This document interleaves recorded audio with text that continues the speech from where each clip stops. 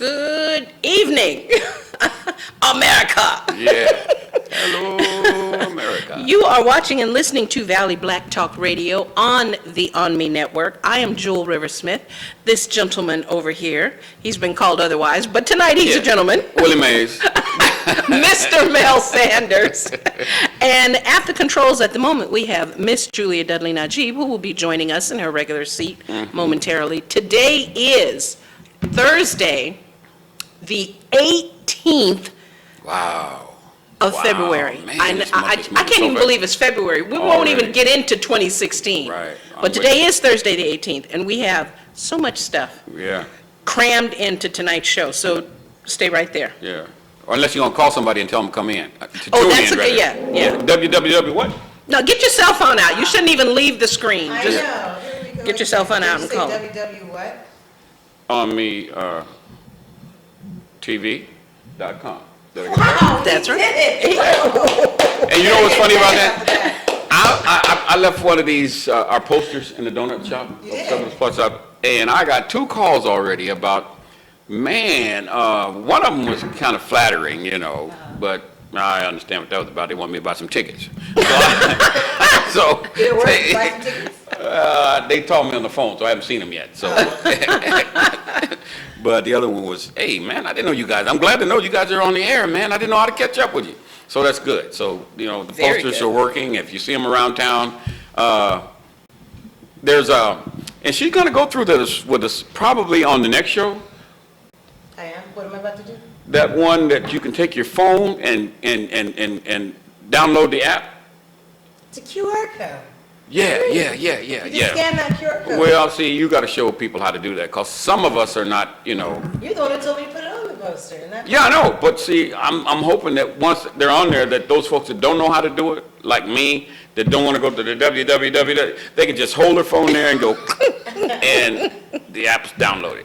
So we're going to have we'll get a lesson on that for you real soon, folks.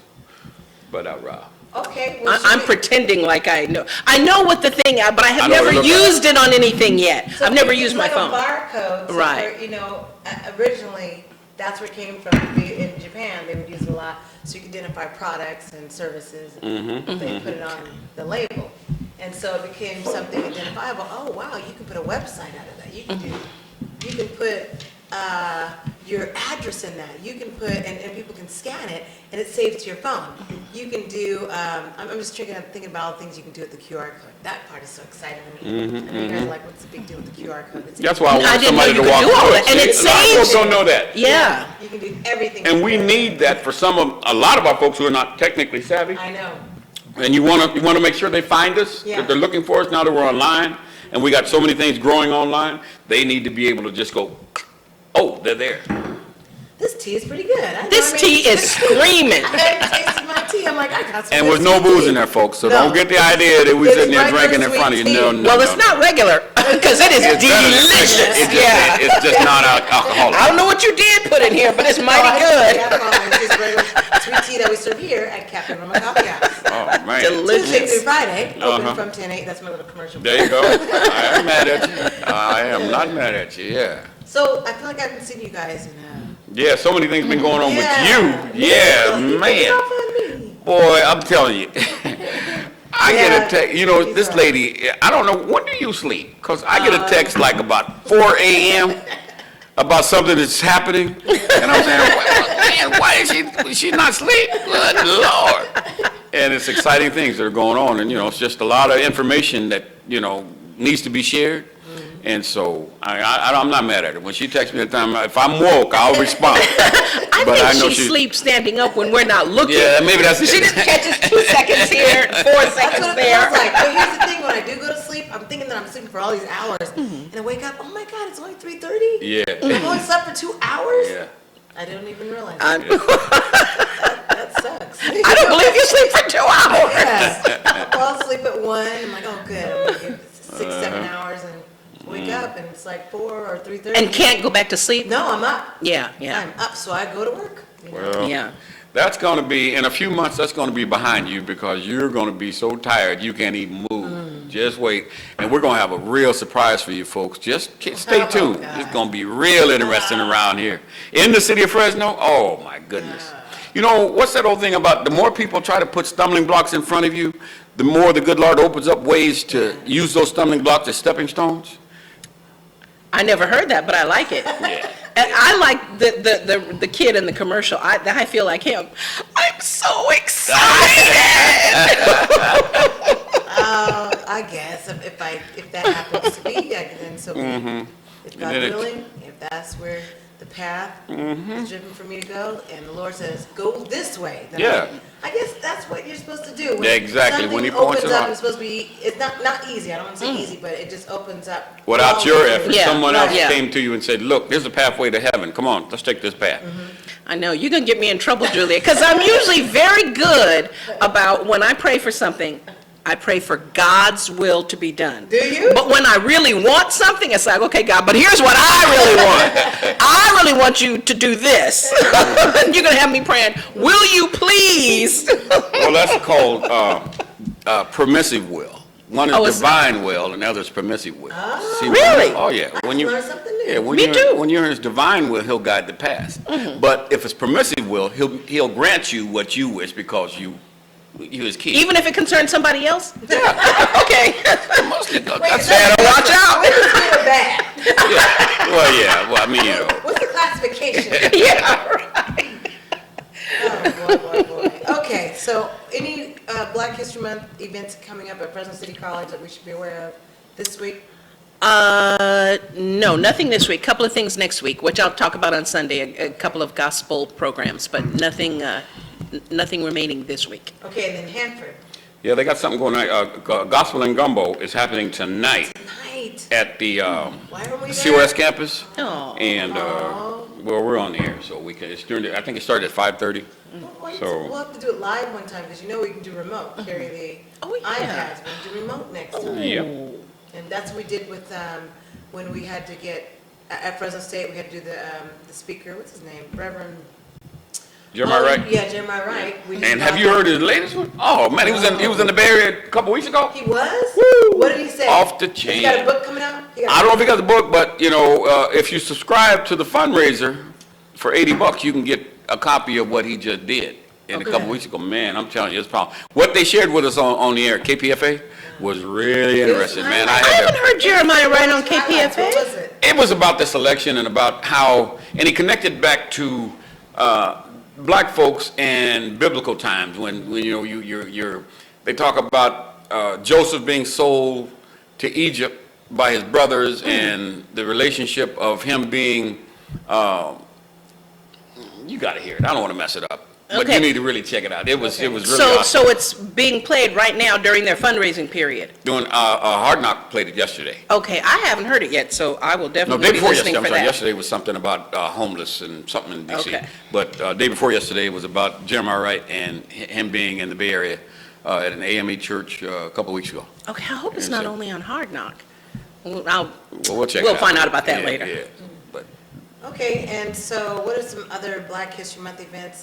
Oh, there was something that, when does Kamala Harris, right? Dr. Camila Harris, she Kamala was, Harris. wasn't it today? That was today, wasn't I it? think so. Didn't anybody contact the black media and say, hey, look, we Nobody need you to ever be? contacts Black I wonder why. media. No. But- There were some colored folk that put it together. Oh, really? I didn't say black. I know. Wait, Because black folks would have got a hold of you and said, look, we need to have the black media present, and let's make sure Fresno recognizes and puts us on the map big time, because, you know, Channel 30 and 47, all those other folks will be there, and it'll go back in the archives. They'll show it one time, and that's it. And you'll never see it again. Right. sure colored folks didn't put that on, our colored folks didn't put that on. I know, Well, well, they then who- claim to, anyway, put it that way. They claim that they had tremendous influence in that, and that, you know, they have that. Who was the speaker? Kamala Harris, You mean our Attorney Attorney- General yeah. was here? today. Did you Fundraiser know? on behalf of the Democratic Women's Club or something like that. And then a Oh. private setting with some folks that can write checks, I assume. Oh, okay. Oh, my, yeah, well, they could have had more folks that could pay cash if people had known about it. Well, I'm Yeah, okay, we'll talk about her. I'm so really? torn.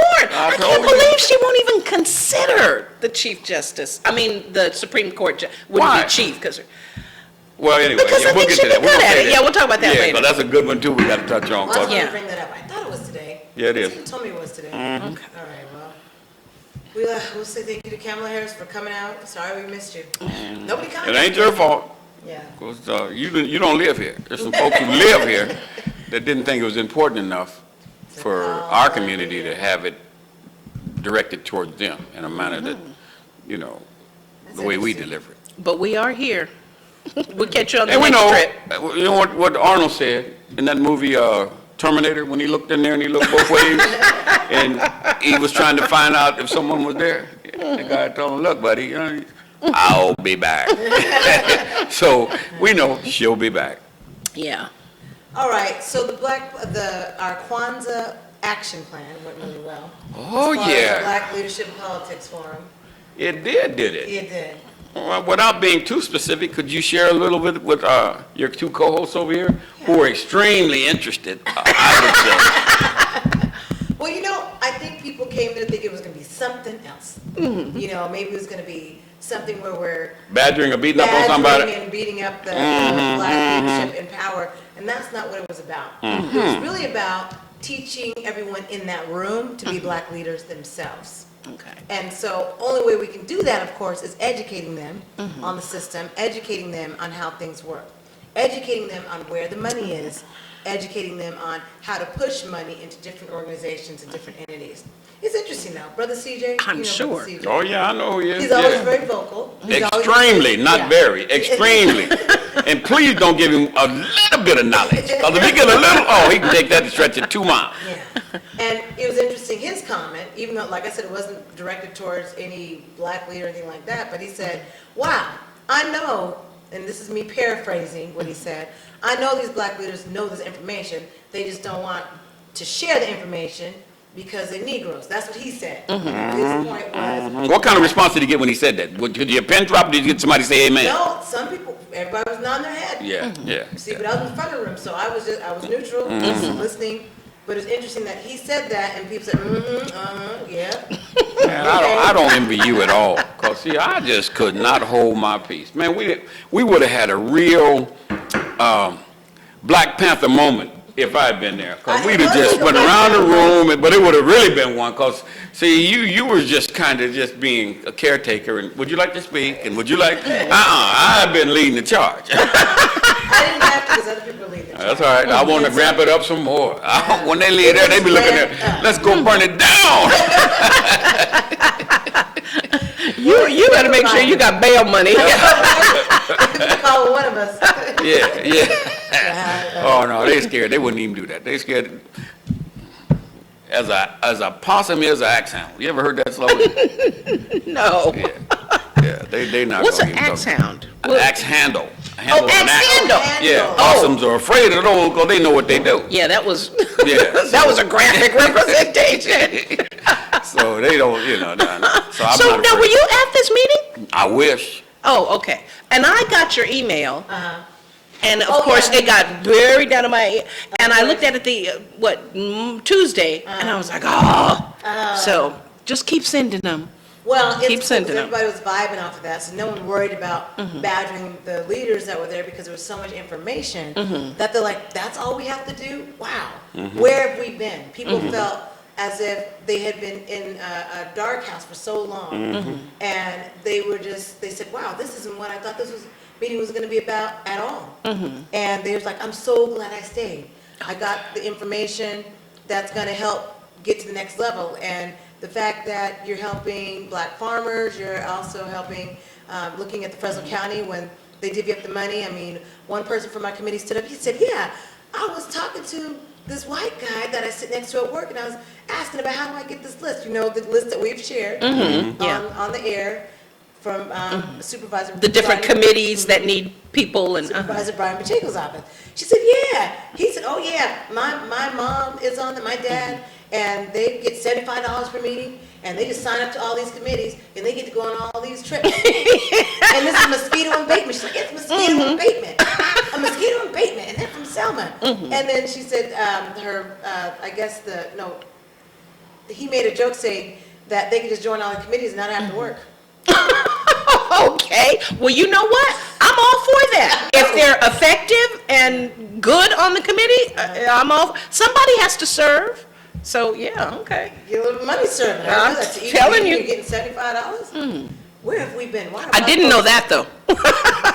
Yeah, so they've joined several committees and they get money and then they Well, take I think you gotta be a little careful. Not all committees do that. And they go but through the list, and they they see who use- does and who that's- doesn't, and then they make their, you know, But that's they the make point their she appeal. was saying, is Yeah, that they but- don't even care what committee they're on, they But I don't know. join to get the money. Yeah, But as long as they do it effectively. I mean, Jewel, let's just say Selma gets a lot of reward and lots of money. So, but the point was that African Americans were more upset not about getting the money. Was this an African American telling you this? This was a black person telling me Oh, this. really? Yeah. And she was upset because she's like, they're just using the money to be on the committees versus being on the committee for a change. Oh, well, no, I don't think you should just sit there and take up space. But what they do is the people that are, but here. It's not about them. Can you really be Yeah. mad? Because what she did say is, it might be just one or several of them on the committee and they all vote towards, that entity. So if they're all from Selma, Selma gets the funding. Selma's gonna get the funding, So yeah. can we You get can't, mad at no, you can get out and get on a committee. Right. That's what you can do. But people were frustrated in the room. Yeah. They're frustrated, like, how long has this been going on? How long have we not known about this information? Now, the interesting thing will be to see if there's a change now that they know.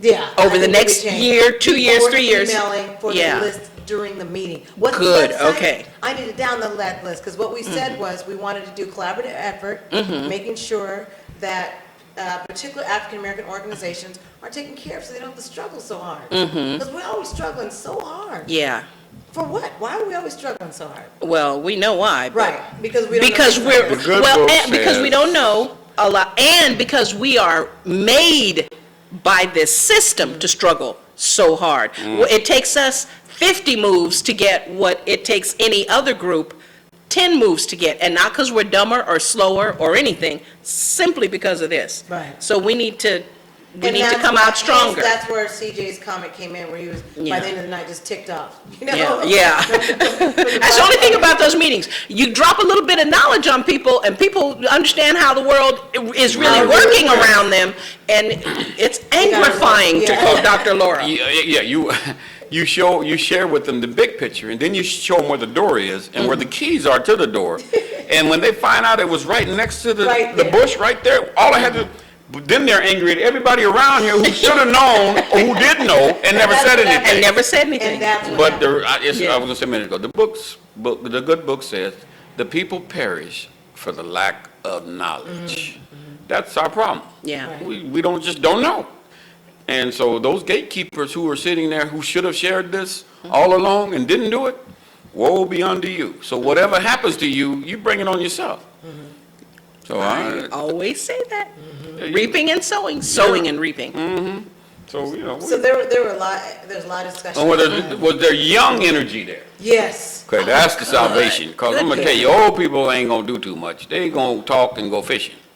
So you need some folk that are gonna actually get some work done, and youth are usually the ones that can do it. And when you look at all of the movements that have taken place, particularly in our community, they've been younger people who have made the effort to make the things happen and make the change. Although I was looking at, on the public TV channel 18.4, and they were talking about the gentleman that had the ear of Lyndon Johnson. What's his name? Philip, Have the, And the ear. yeah, he a lot of things he pushed through that was part of the whole poverty program and things that, the model cities program and all that. And I forget his name now. Sergeant Shriver. But he wound up, no, this is a black guy. And he wound up being, Shriver's related to the Kennedys, right? Yeah, This is an African-American Philip. gentleman, and I can't think of his name now, but he wound up being labeled by our community as an Uncle Tom, a sellout. and all this. Oh. But there were a lot of things that he put in motion that Johnson adopted, On a federal level? Yeah. Okay. Yeah, and I don't know then who that as time went on and the Black Panther Party started to move, he was real vocal against them, saying that that's not the road to take and blah, blah, blah, this, you're not gonna, and so he wound up, and I can't think of his name, but. I know who you mean, but you know what? That often happens. And the thing is, that's why you need the old people and the young people to work together. Because you need the old people for advice and you need the young people for action. But I was thinking the other night, and I don't know if I was watching the Panther special or I'm not sure what I was watching. Or were you watching Beyonce's Formation Panther special? Oh, yeah, it wasn't that. In fact, I had trouble finding that. That's a whole nother Oh, story. you I did? wanted to see the video, and I went Yeah, to I've seen, YouTube. I heard a lot of talk about it, Couldn't boy. find the Roland was video talking about it anywhere. this morning, and man, I don't want to see See, this. but I watched the Super Bowl. I saw the Super Bowl. Yeah. And I didn't, but a lot of white people were very angry. Yeah. But how did they read all that? And I didn't get all that, and I'm black. I So know. I went looking for the video on YouTube, and do you know, I can't find the video itself. Facebook. There's a You lot find of it things on that say it's the video, but then when you go and look, It's oh, not it's a it. little snippet, Yeah. and it's somebody commenting on the video. But it's like the video itself, they pulled down, or she never released there, I don't know. Because Linus was able to show it to me on Okay, Facebook. You got it on I need Facebook. to hunt it But down. yeah, people were really angry about that formation. But see, that's the thing, and that's why, like the young people who, end up calling older people Uncle Tom, and, because they worked within the system and whatever. What is right for your time is only right for your time. It's not right for somebody else's time, and it's not right for the time that hasn't come. So I say to young people, don't call anybody an Uncle Tom. If they did something that helped the community, they did something. But for the old people, don't be telling young people, put them guns away, and you don't get none of that, because it's not your time anymore. But we have to work together. We need I'm not pointing at you, Bill. There you are. Oh, you know I'm on my way fishing. Yeah, that's We why need the old people for advising and wise counsel, and then you need the young people for action. You need both. So it's great that there were young people at that meeting. Old men for counsel, young men for war. There you go. Well, The other part of it was the That's black what the good book farmers. said. I didn't make I that up. know. I just don't like war. The other part of it that was dynamic was giving them information about the black farmers, giving them the history, letting them know that in California, there's only 400 black farmers, and out of the 80,000 farmers. And how Amazing. they're not even a part of the U.S. Census. That is And how, and so amazing. people were just enlightened, they just didn't know. And then when we told them how in Fresno County it's a $6.2 billion industry, they gasped for air. I said, yeah, farmers make more than bankers. And so that, I think, was shocking to everyone. And because here we are talking about out of slavery, where a lot of the parents, when we. Yeah, look at you the don't farmers- get a job. You don't work no farm. Yeah, you don't want to do work that. at a farm. And they find Because out we're that. on the wrong end of the farm. Exactly. industry. Yeah, we on the shovel and hoe. Right, that's why. We need to be in the laboratories testing and testing the soil and the business aspect of it. That's where we need to be. And there's plenty. But you know what? Let me cut you off. No, But no, when you drive, I drive in the west side a lot, and I look at the irrigation districts. And I look at all of those young men, and some women who are, a few, not a whole lot, who ride around and change the gates, open, guiding the waters where it needs to go for the farmers. I've never seen an African-American out there. And this last several years, I go out there and I go on all the back roads and off the roads, and you'll see those trucks, the irrigation district trucks come up. Never anybody that looks like me. Never. And those are some good paying jobs with benefits. Yep. And we never get to that. We're not even aware of them. Oh, I was going to say, where do they advertise them? Inside the circle of. Yeah. And then most of the time you'll find family members who are also employed by, so And they we keep talked it about close. that too, Yeah. how to do that, just like the Future Farmers of America, how they're able to infiltrate in like Reedley. Reedley College is considered a. Ag school? Yeah. Ag school, even Fresno State. And so usually that's where parents send their kids that are farmers so that they can get acclimated, free training in the farming, since they have all the tractors, everything. Do you realize you can be a tractor mechanic? Tractors break down. Oh, yeah, they do. Equipment breaks down. And they make Yeah. They big make money. more money than regular Oh, auto yeah. mechanics. Oh, yeah. Yeah, so I'm glad you guys had that conversation. We need to have more of that. And there's some folks that we probably need to bring on that look like us. And not necessarily have to look like us. Just bring in the information and say, look, I just thought about that because I know some black farmers who, a family of them that grew up here in the Fowler area, and one of them is an attorney now. But I'm sure he can, and his brother can come on and share their experiences and what they, what does it take to be a successful farmer, and all of that. You know, if you want somebody that looks like you that you want to hear from, or if you don't care, you just want the information, there's a number of folks out there that wouldn't mind sharing that with us to let folks know this is an opportunity. And one of the things I like about what Washington Unified is doing is they have started an ag academy. Okay, And they're hooking up with but which farmers are they hooking up with? corporate farmers. I forget the name. There's a couple of corporations that they're dealing with, and their kids do internships with them.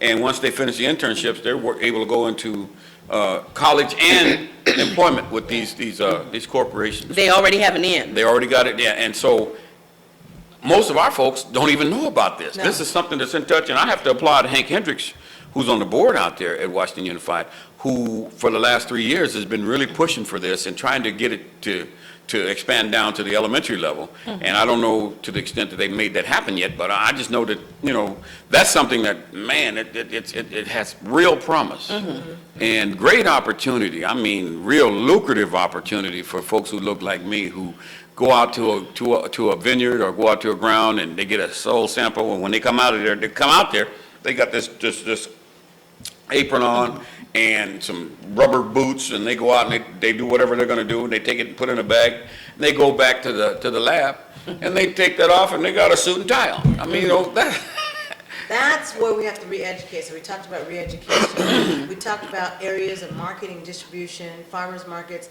where people can get trained on having a farmers market at their church, at their center. And there's a free training, February 27th. We talked about all that.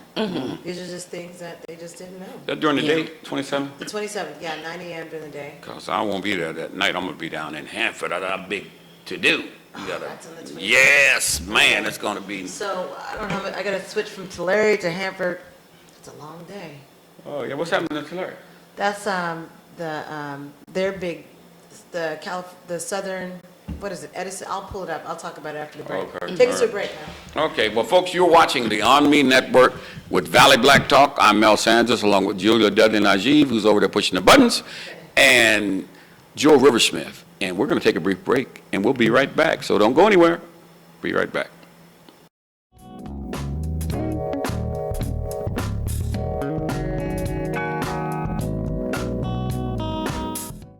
Please turn off your sprinklers. This winter, let the rainfall water your plants. Join your friends and neighbors and turn off your sprinklers and irrigation timers. We can save the water now that we will certainly need this summer.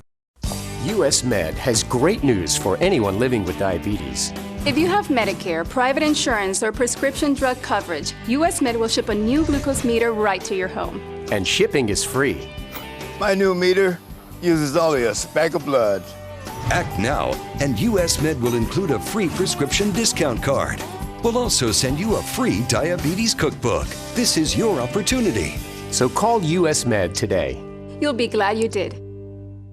When you have credit card debt, the debt suckers' high rate and high pay are everywhere. Ooh, they're making another minimum payment. Great. Most of the money goes to us. We'll suck the life out of them. Because your credit card rates are so high, you can't get rid of the debt suckers alone. Their minimum payments are in vain. No, that's juicy. But one call to Consolidated Credit can get the debt suckers off your neck. Thank you for calling Consolidated Credit. Oh no, they lower his rates and consolidate his bills into one low payment. He'd pay off his debt in no time. Consolidated Credit drives us batty. Call Consolidated Credit now. Call now and get your life back. Oh, because debt sucks. Call now. Call Consolidated Credit at 1-800-290-3129. 1-800-290-3129. That's 1-800-290-3129. Call now. If you owe $10,000 to the IRS or state, this may be the most important phone call you'll ever make. I owed $87,000 in taxes. But listen. Your tax problem is settled. You only owe $3,500. What a great message. I owed $11,000 on my taxes. But now... Congratulations. You only owe $2,068. How's that sound?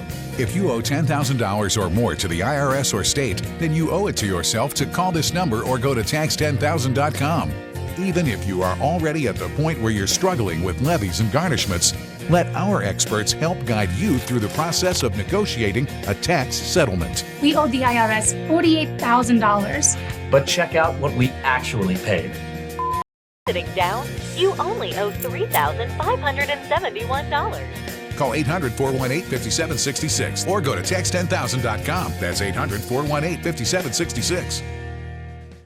If you've been injured in an accident that wasn't your fault, and you're struggling to pay your bills while your case is dragging on, that's where Oasis Financial comes in.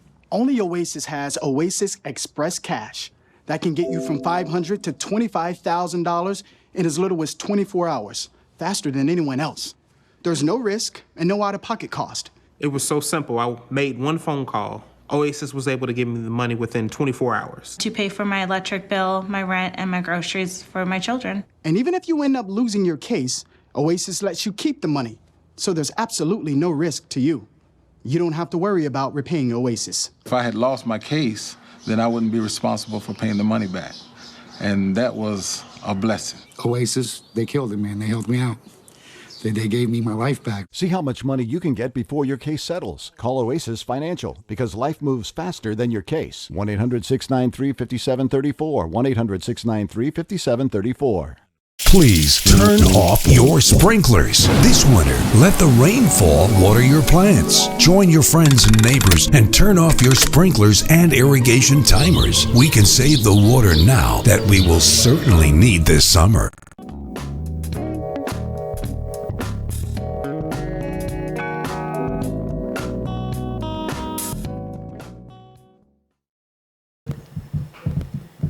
Welcome back to Valley Black Talk here on the ONME Network. I'm Mel Sanders, along with Julia Dudley Najib and Joe Riversmith. Today is Thursday, February the 18th, 2016. Wow. You know what year it is. Wow. Yeah, man, 2016. And we're back for a second segment. And some more information to share with our folks? Yeah, I finally got that. So the Farmers Market Readiness Training Program, this is the one. It's funny, they did a great flyer. This is funny. They didn't put a date on it. They didn't put a date, they didn't time. But it's February 27th at 9 a.m. Okay, And the whole thing 9 is a.m. they're able to give people training if they want a farmer's market as a location. And so our whole goal was to be able to get, well, I don't want to tell the whole plan, because I don't want somebody. Copy it. They will steal it and run with it. They take your name off of it and put theirs on there. And so for once, we want Black folks to be in control of this destiny. Well, all I'm saying is that if this looks like something your location could do, you might be part of what we're doing. Your church or your organization or your neighborhood cluster, you have a neighborhood watch group. You guys want to get involved in something that's going to benefit for your neighborhood, especially if you have vacant land in your neighborhood. Those lots that are empty, that weeds are growing on. Hey, and maybe we can cut a deal with our representative to pay the water bill for you. Because I know there's water in the city limits, so, put out a little a spigot so that you can irrigate your plant and, have the city councilman pay for it. God, we got empty lots all over Southeast. That would be great. And since we don't have, you got that one Vaughn's, and that's it, and, it's not exactly organic. Man, if we had a farmer's market. This is what we talked about. I'm saying these are all the things that you fill in those. You got to rise up Southeast. Rise up. Hey, Southwest. Well, Southwest too, but I live in Southeast. Well, I was Southwest. Hold up, folks. We want all areas. Yeah, I ain't caring about that. All I can do mine. Okay. You do yours, you do yours. No, but you know what? He should have been at the meeting. He did the whole thing. The reason why, Mel, it's important that we have distribution to the now I have to talk about it. It's because we're helping the Black farmers. Exactly. So the distribution needs to be everywhere so that we're able to take the produce and to serve. Oh, you know what? I just missed it. You're talking about farmers markets. Right. I'm talking about neighborhood farms, neighborhood gardens. That's well, we want those all over too. But the thing is, it helps the farmers. Yeah, we do for them because it's going to help them. Yeah, but it helps the community because it also puts fresh, organic food at our fingertips. So you're not going to my favorite place, Romeo's, and spending, $5 on a pizza. You can go and actually buy some produce instead. Exactly. And like I say, that's hard to do when you got one big if you live at the other end of Southeast, Vaughn's is not close. That's right. Yeah, the more farmers markets, the better. And a lot of these, I'm not sure. I don't really think I've had much squash. Really? Oh, man, you like squash? I know you do. But I like Zucchini, cucumbers and zucchini and stuff like that. well, I probably zucchini would is a love squash. squash. Yeah. Yeah, but there's other kinds of squash though, like the yellow squash. I don't Yeah. think I've had much of that. Oh, man. Oh, yeah. I'll try anything, just about. That was some onions and some butter and some bell peppers and, Make me oh, hungry. man. You got to Squash stop. soup last night. Lady at church made some squash soup with some cilantro. Oh, yeah. See, that's good for you, That sounds too. good. It's Yeah. really Yeah. good. And The it's other event, inexpensive. I want to make sure I talk about this one too. Okay. Celebrating Business and Community Partnership. They have this every year. It's the 6th annual Black History Month celebration.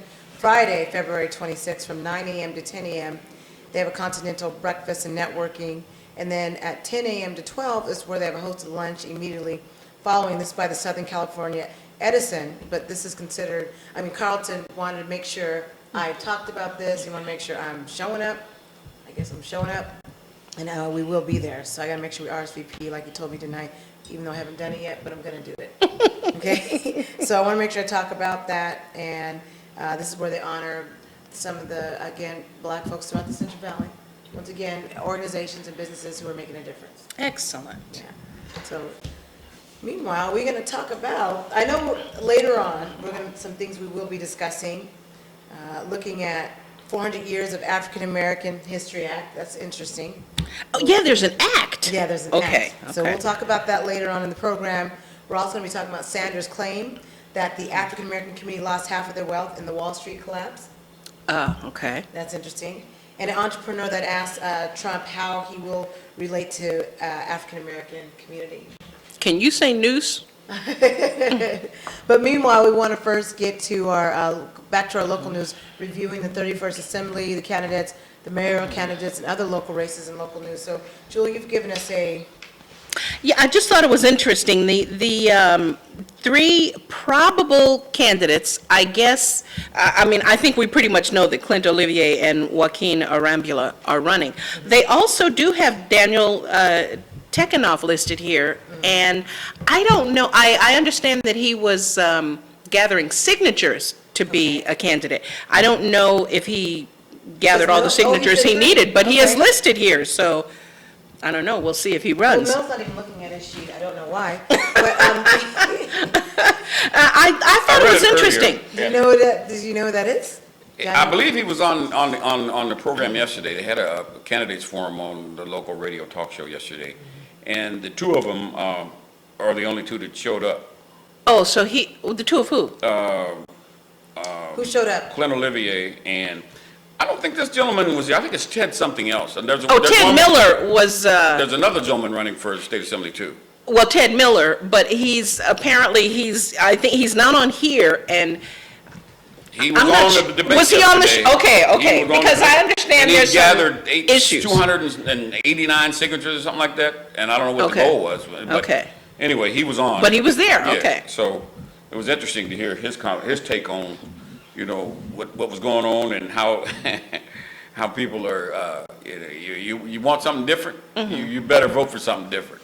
Because he's different. People you're talking about, they're going to give you the same thing you've already had. Yeah, that's and true. He made some folks pretty angry. If you go establishment, you get establishment. Yeah, he was making that real clear. Now, clear. you said something interesting during the break. So, according to the California Secretary of State, this data is as of February of 2015. According to the Secretary of State, Fresno County has 82,000 registered Democrats and 48,000 registered Republicans. And there's some others here, Green Party and Peace and Freedom.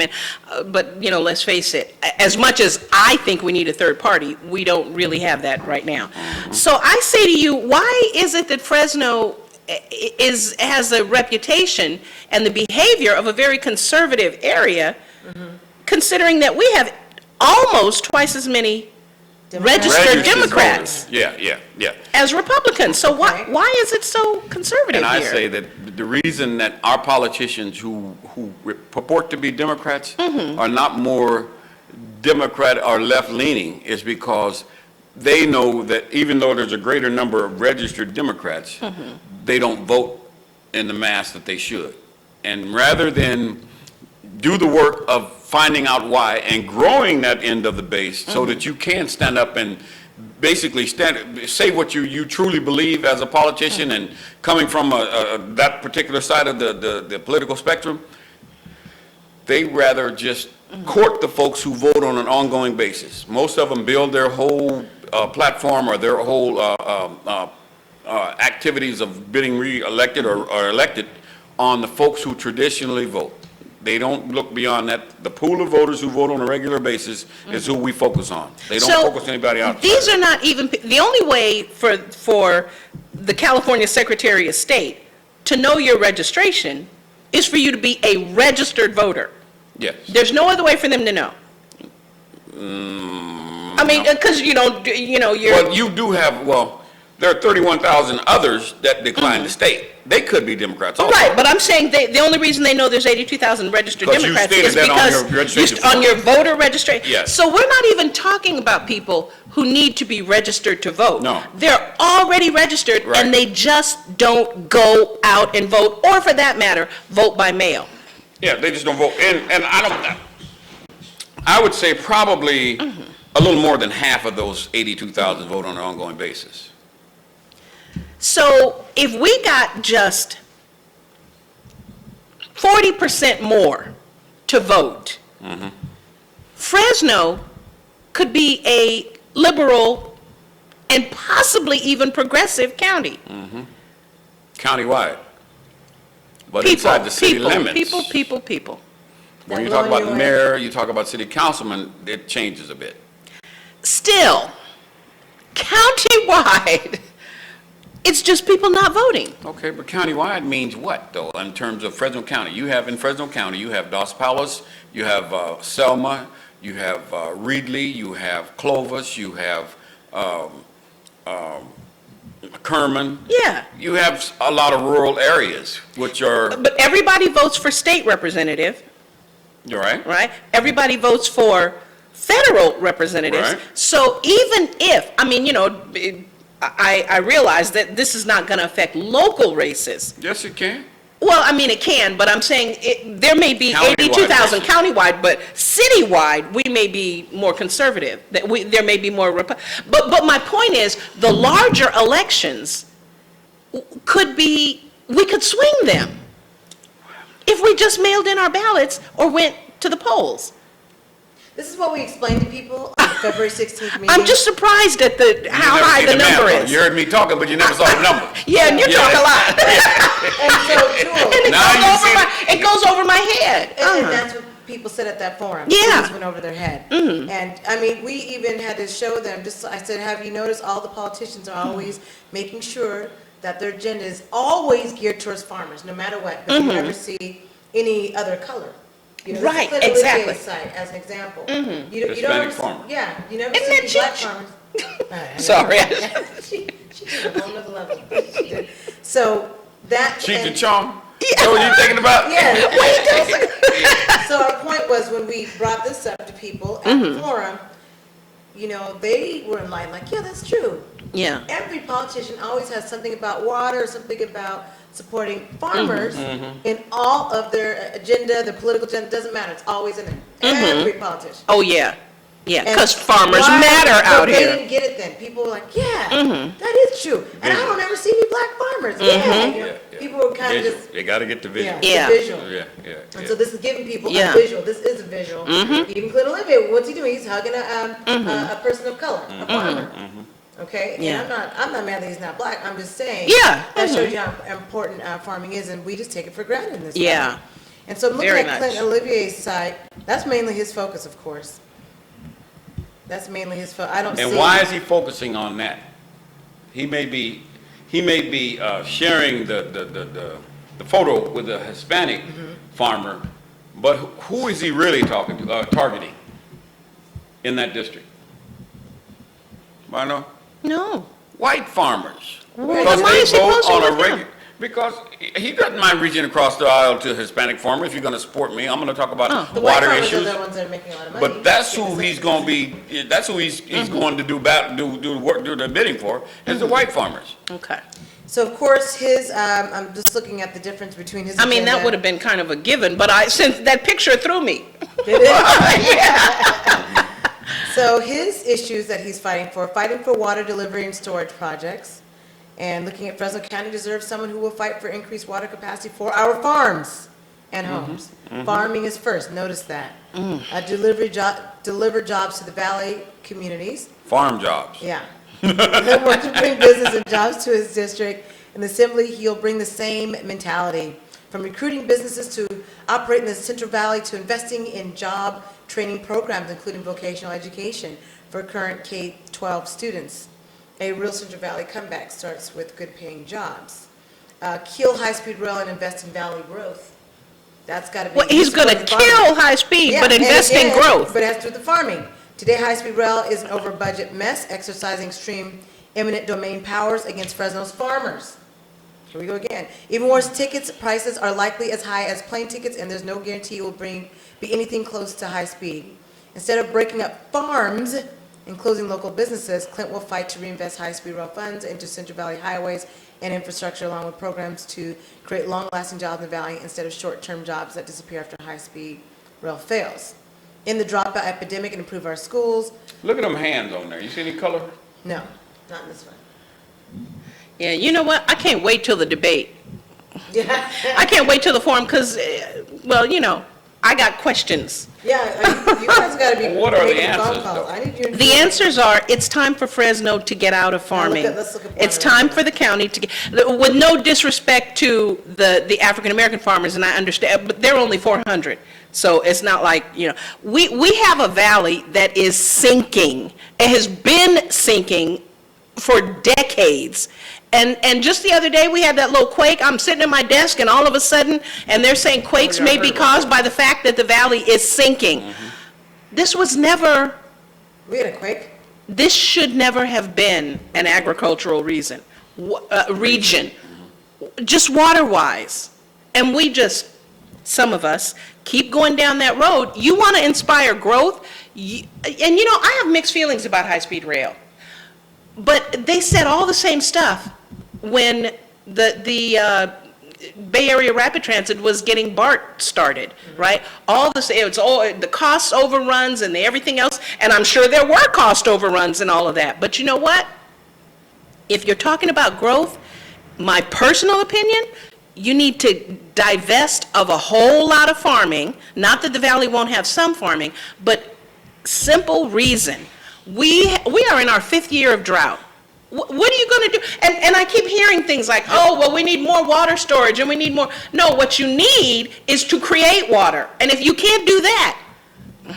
So, but the world still needs to be fed, and we are That's right. major food basket. So what are the other options to help feed the world? What other region could do what we do? First off, there are a lot of regions that could do what we do and better only because they have more access to water. So I got nothing against farming. I'm just saying we can do something else in the Central Valley. We don't have to farm. And I say perhaps part of the reason we haven't A, been more aggressive about, and B, been more successful with. Just go. She's staying on this one all the way. You want to talk about a rambler, but she wants to Yeah. talk about this. Well, we can. Let me say this. Okay. Yeah, this is for We'll come back another. to that. We'll Yeah. come back to that, 'cause I like that water topic. I got a lot of questions. Anyway. So if you look at Dr. Juan Rambo, he's an emergency room physician. I keep saying that. Juan, Me too. Oh, thank you. See, I got this right here. Yeah. Joaquin I keep saying what? Well, his name resonates because he's been around for so long, and everybody just, when you say Aramula, the first thing comes to your mind is Juan. Exactly. Oh, Joaquin Rambo. Hopefully other people don't make the same mistake that we're making. Mhm. Dr. They're going to do Joaquin. it. It's going to happen. Watch. Yeah, You're going to see the it debate. is. They're going to call him Juan Aramula, Dr. Juan Aramula. And first of all, his dad's not a doctor, he's a lawyer. So the big difference from his website, where it's showing a picture of him as a physician, showing the special election date of April 5th, right? Is that correct date? Yep, April Okay. 5. And it just says, meet Joaquin. Priorities. Let's see what his priorities are. Okay. Dr. Joaquin Arambula. He has the experience to get things done. He wants quality health care and healthy communities, increased access to quality healthcare for all, and recruit medical professionals to our rural communities, including creating a medical school in Central Valley. Healthy schools, invest in our public schools so every student has the opportunity to succeed, support universal preschool, and make college more affordable. A healthy water supply, ensure the Valley receives our fair share of water to get us through the current crisis, and stabilize our long-term water supply through more storage and long-term planning. Economic health, create well-paying jobs in the Central Valley by bringing new industries to the Valley, supporting small businesses by cutting red tape, investing in job training programs, and fighting to increase the minimum wage so that those who work hard and play by the rules can make ends meet. Dr. Joaquin Arambula. Wow, and I just had a brainstorm. Man, I can't hardly wait for us to talk about this. Let's talk about, that's what we're talking about right now. Well, you're talking about him. Oh, okay, well, I was wanting your feedback. On him? Yeah, versus Clint Olivier.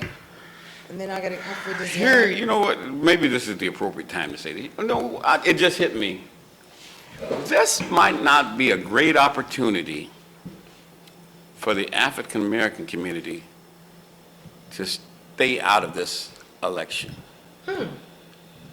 Okay. And just see how the chips fall with the two of them. Because, first of all, I don't believe that it'll be, I think there's going to be a runoff. Even though this is a short-term seat, I think it's going to be a runoff for this. But right behind this is another election in November for the same seat. So to demonstrate the value of the African American vote, how about if the African American community just stands down? Did you say what I just thought you said? That's what I said. He did. He said it. Just stand down this time. Stand down. Wow. Because it'll show clearly whether or not we have value or not. And when the election comes in November, I will guarantee you, if we stand down in April, they will be beating our doors down for the November election to get some African American help. Because that race is going to be, I believe, real tight. You think? Only 40 of us vote anyway. No. You think it'll make a difference? Oh, yeah. I was gonna say, are you sure votes gonna make a difference in this? Oh, I think so. I think it'll make a difference. Really? Because there's not going to be a lot of interest, in my view, of a special election for the filling your seat, limited term. Especially when that same person has to run again in November. So it's just a short term. You're just there from April, and then you got to turn them right back around as soon as you win. You got to turn them right back around, and start campaigning again to win a full term in November. So let me understand. This is intriguing. So, if the brothers and sisters stay home on April 5th, and then they have to have a runoff June 7th because none of the candidates gets more than 50%. Yeah. When they have the runoff, do we stay home too? Well, that depends who comes to us and says, I need your help. Okay. Kind of like the Mississippi senator that went to the NAACP. Right. And said, look, I need your help, folks. You guys know what that guy's about. He's not, he's a Tea Partier. Okay. At least you understand me. I might be a Republican, but you understand me. You know what and if you work with me, I'll work with you. So you say if we stay home on April 5th and none of these candidates get 50+1, all we have to do is wait to see who's going to approach us. But how are they gonna know that we could make the difference? It'll be real obvious. The voter turnout, yes, they'll know. They'll know when, and we do a better job of promoting the fact that we stayed home. We let folks know we stayed home. We didn't participate, and why we didn't participate. Ooh, so I can go to my local polling station and carry around a sign that says, I'm not voting until they come to me. You can do it if you're not within 100 feet of the polling place. Why? Because the law says you cannot go with anything like that within 100 feet of the polling place. Okay. But you can stand on the, like if it's down at the school and they got to turn the corner, Yeah. you can stand on the corner as long as it's over 100 feet and hold your sign up. But you wouldn't have to do that. I think it will be real clear. I think it's a good idea, though. Well, you can do that if you got the energy for that, but the numbers will show themselves. They know by the addresses of the registered voters and whether or not you voted or not.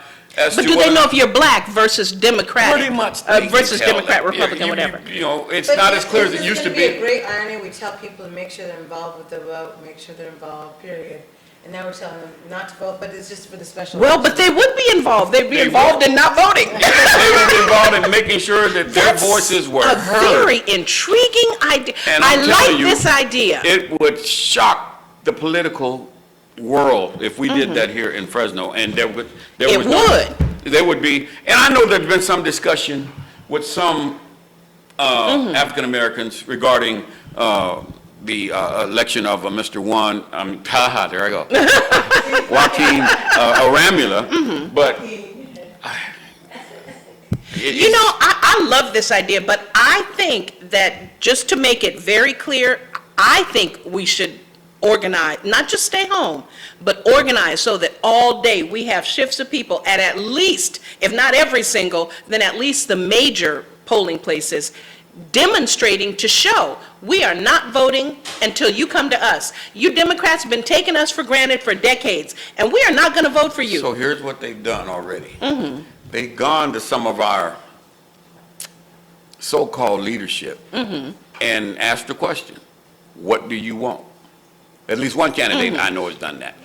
But, you know. The sign should say, come to me. We need someone to come up with some good signs. Then we need to carry them. You know what? See, this is the kind of thing, I'm going to tell you, this is the kind of thing they should have done in places like Ferguson decades ago. Right. But we're all wrapped up in our everyday, nobody want to miss their Atlanta housewives, and you got to cook dinner and, you know, do all that. And I get that. Yeah. But that's why you get to the point of being raped and pillaged and written a ticket for jaywalking and stuff, because you were at home when you should have been out agitating. And then you go out and agitate, and now people get their heads busted open and stuff, and finally you get a little change. Let's effect some change before we get our heads busted open. Okay, but who's the me? Come talk to me. Who's the me that you're talking to? Me, the citizen, those of us carrying a sign around. I don't want you to go to the council member. I don't want you to go to even the preacher, the pastor. I mean, you can go to them, but come to me. I'm and the how voter. would he get to you?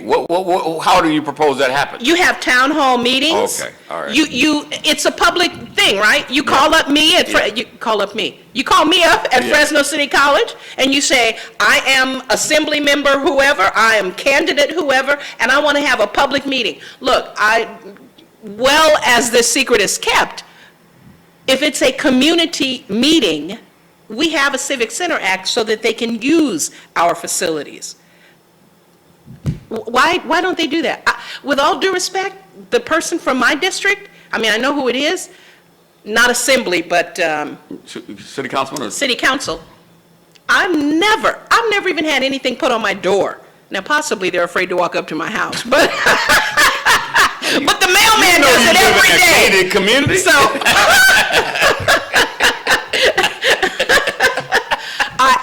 you know, it's not difficult to get in touch with your constituents. Have a web page where you actually have an email address that people can send you questions on, and then answer them every now and then.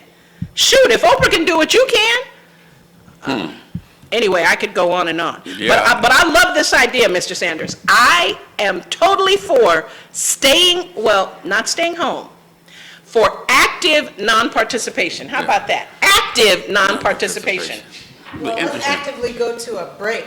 Yeah, well, it's good, yeah. The great Lennis Najib has entered the room, so you know we all in good shape now. The great one. Things we're going to be talking about after the break include the 40 Years of African American History Act. We also want to be able to talk about an election update, meaning our national. Oh, man. And we didn't talk about the mayoral race. We didn't even get to that. We didn't even get to that. Y'all went off on water and everything. Yeah. Well, we got another hour. We're going to talk about the mayoral candidate race Right after the break. Right after the break, and then go into all the Quickly, others. huh? You want to just skip over that, huh? Yeah, I hear you. No, I yeah. don't want to That's skip going to be that. another runoff. That's So that means there's another one that we're going to have to. Because we have to talk about the importance Yeah. of that. So we got to let people know you are watching Valley Black Talk Radio on the ONME Network. We'll be right back after the break. We got more discussion, more things happening. So stay tuned. We'll be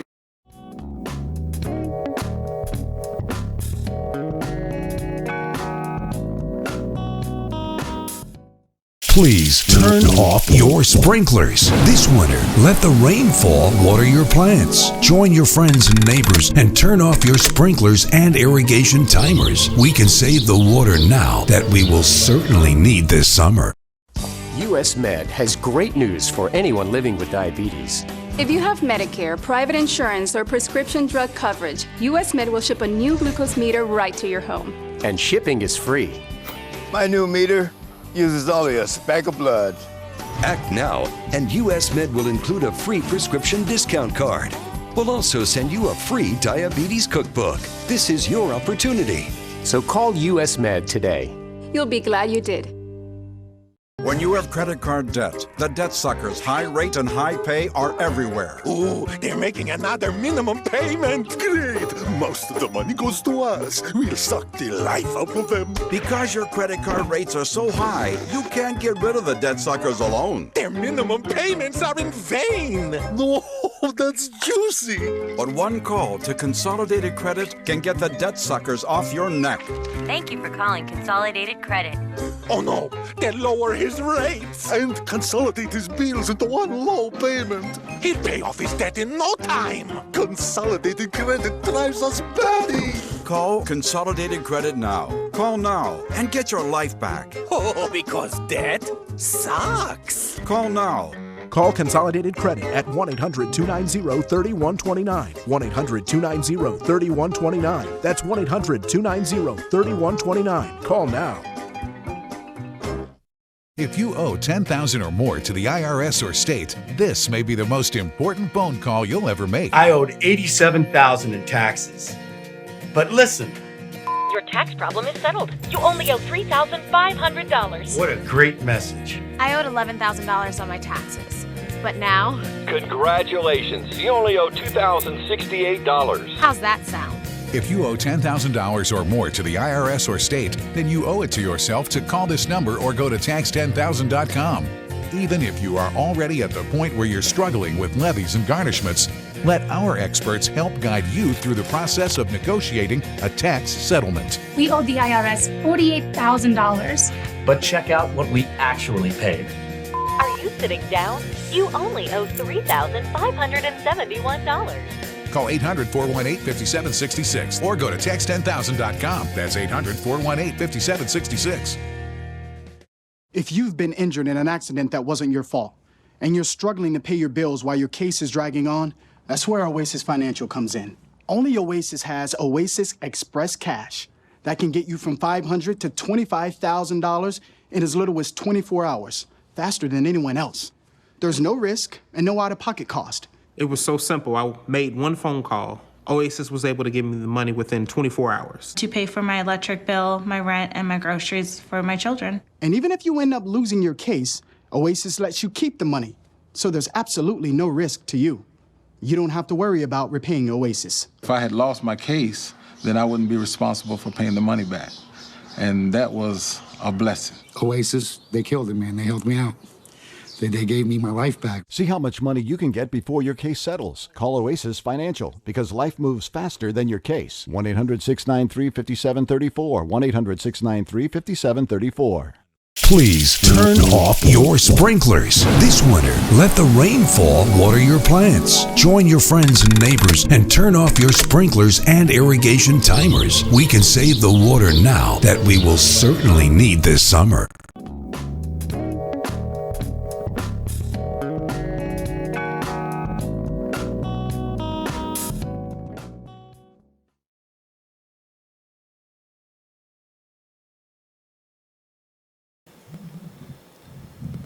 And welcome back to Valley Black Talk Radio, the ONME Network.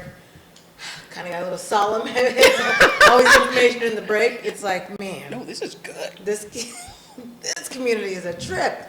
So anyway, we wanted to get into the mayoral, we didn't get to talk about the mayoral candidates. And so we wanted to, talking about locally here in the city of Fresno. And my name is Julie Dudley Najee, Mel Sanders, Joe Riversmith. We did leave off talking about the assembly seat for the 31st district and how black folks would basically stay home for this April 5th special election to see what happens, so to speak. We were just To kicking it show the- around now, folks. I We're just know, having you some were kicking conversation around, about I'm it, talking but. about the kids. Oh, you done started it You now. started it, so don't act Well, like we you need didn't say to, it. perhaps you need to take this back to your Kwanzaa Political Action Committee and get a feel from them. Because, you know, you got a bunch of young soldiers over there. And please don't have Brother CJ there, because I already know what he's going to say. The number to call in is area code 559 365. 62. 33. And that's the number that you can call in now. And we have that. You know what? We got a slogan and everything. Sometimes you have to shut up to be heard. Yeah, you're right. Ooh. Wow, I'm just thinking about it. Sometimes you have to be silent to make some noise. That would be a heavy campaign. I mean, that would be, can you see flyers and text messages and. Yeah. And hashtag Facebook, yeah. be silent to be heard. Yeah, oh, for real though. No, I think it should come back to your committee to do that. All right, because well, I we'll think, bring it up. I'll hear you what they know, have to say. Folks need to understand that they have to they have to change their method of reaching the African American community. You cannot do the traditional way that you've been doing it all along by going to one or two so-called leaders thinking that they're the ones that are going to be able to influence the rest of us, and they're not even connected. See, you said that backward to me. No, folks can do that as long as they want, as long as we let them get away with it. You say folks need to change their method of dealing with us. No, what needs to happen is we need to change our method of dealing with them. Instead of just going out and voting Democratic, because that's what we do, and of the two parties, let's face it, they are the better choice, but neither one of them is meeting our needs. They're not meeting the black We have to change that. They're not going to change that. So unless we do something different, it's not going to change. That's why people got to come to the next meeting. So Yeah. we have our meetings on the third Tuesday of the month. So every third Tuesday from 6 to 8, that's when we'll be having those meetings. Every third You know Tuesday. what? Can I make a suggestion to you? Sure. Maybe every fourth Tuesday would be. No, when are the regular elections? Is it the second Tuesday of the month, Second. or is it the The first? regular, Tuesday? I thought it was the A regular first November election is going to be on I think the it's first the first Tuesday. Tuesday. Yeah, the first Tuesday, right? I'm pretty Yeah, sure, it's yeah. the first Tuesday. So it seems to me the fourth Tuesday would be a good one to gather because that's just before the election, which would be the following week. I think it would be better to have, if we're gonna do it like that, we should still keep it the third and always have an extra fourth in case you have information we have to go over. Additional stuff. Because even that meeting, it was not enough It's, time. yeah, and it's hard to get a date that works for every, so if you've already locked down, we're gonna do every third Every Tuesday, Tuesday. then you just add the fourth when you Right. need to. That's what we can do is add. But I think that's a good idea to That is a do, good you know, idea. just 'Cause before. the whole thing is we want to make sure people at least have a half an hour at the end to ask questions, congregate, network, and do all those things. But, you know, as you move forward and you start refining it more, it's not going to be a whole lot of question answers. It's going to be action.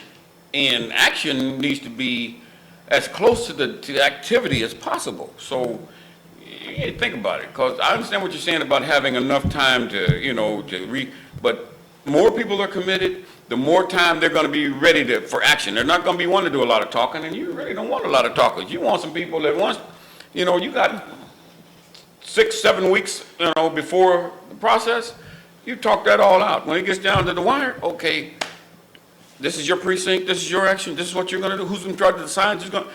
Now, you know, there's no more questions, it's fighting time. All right, I'll ask him.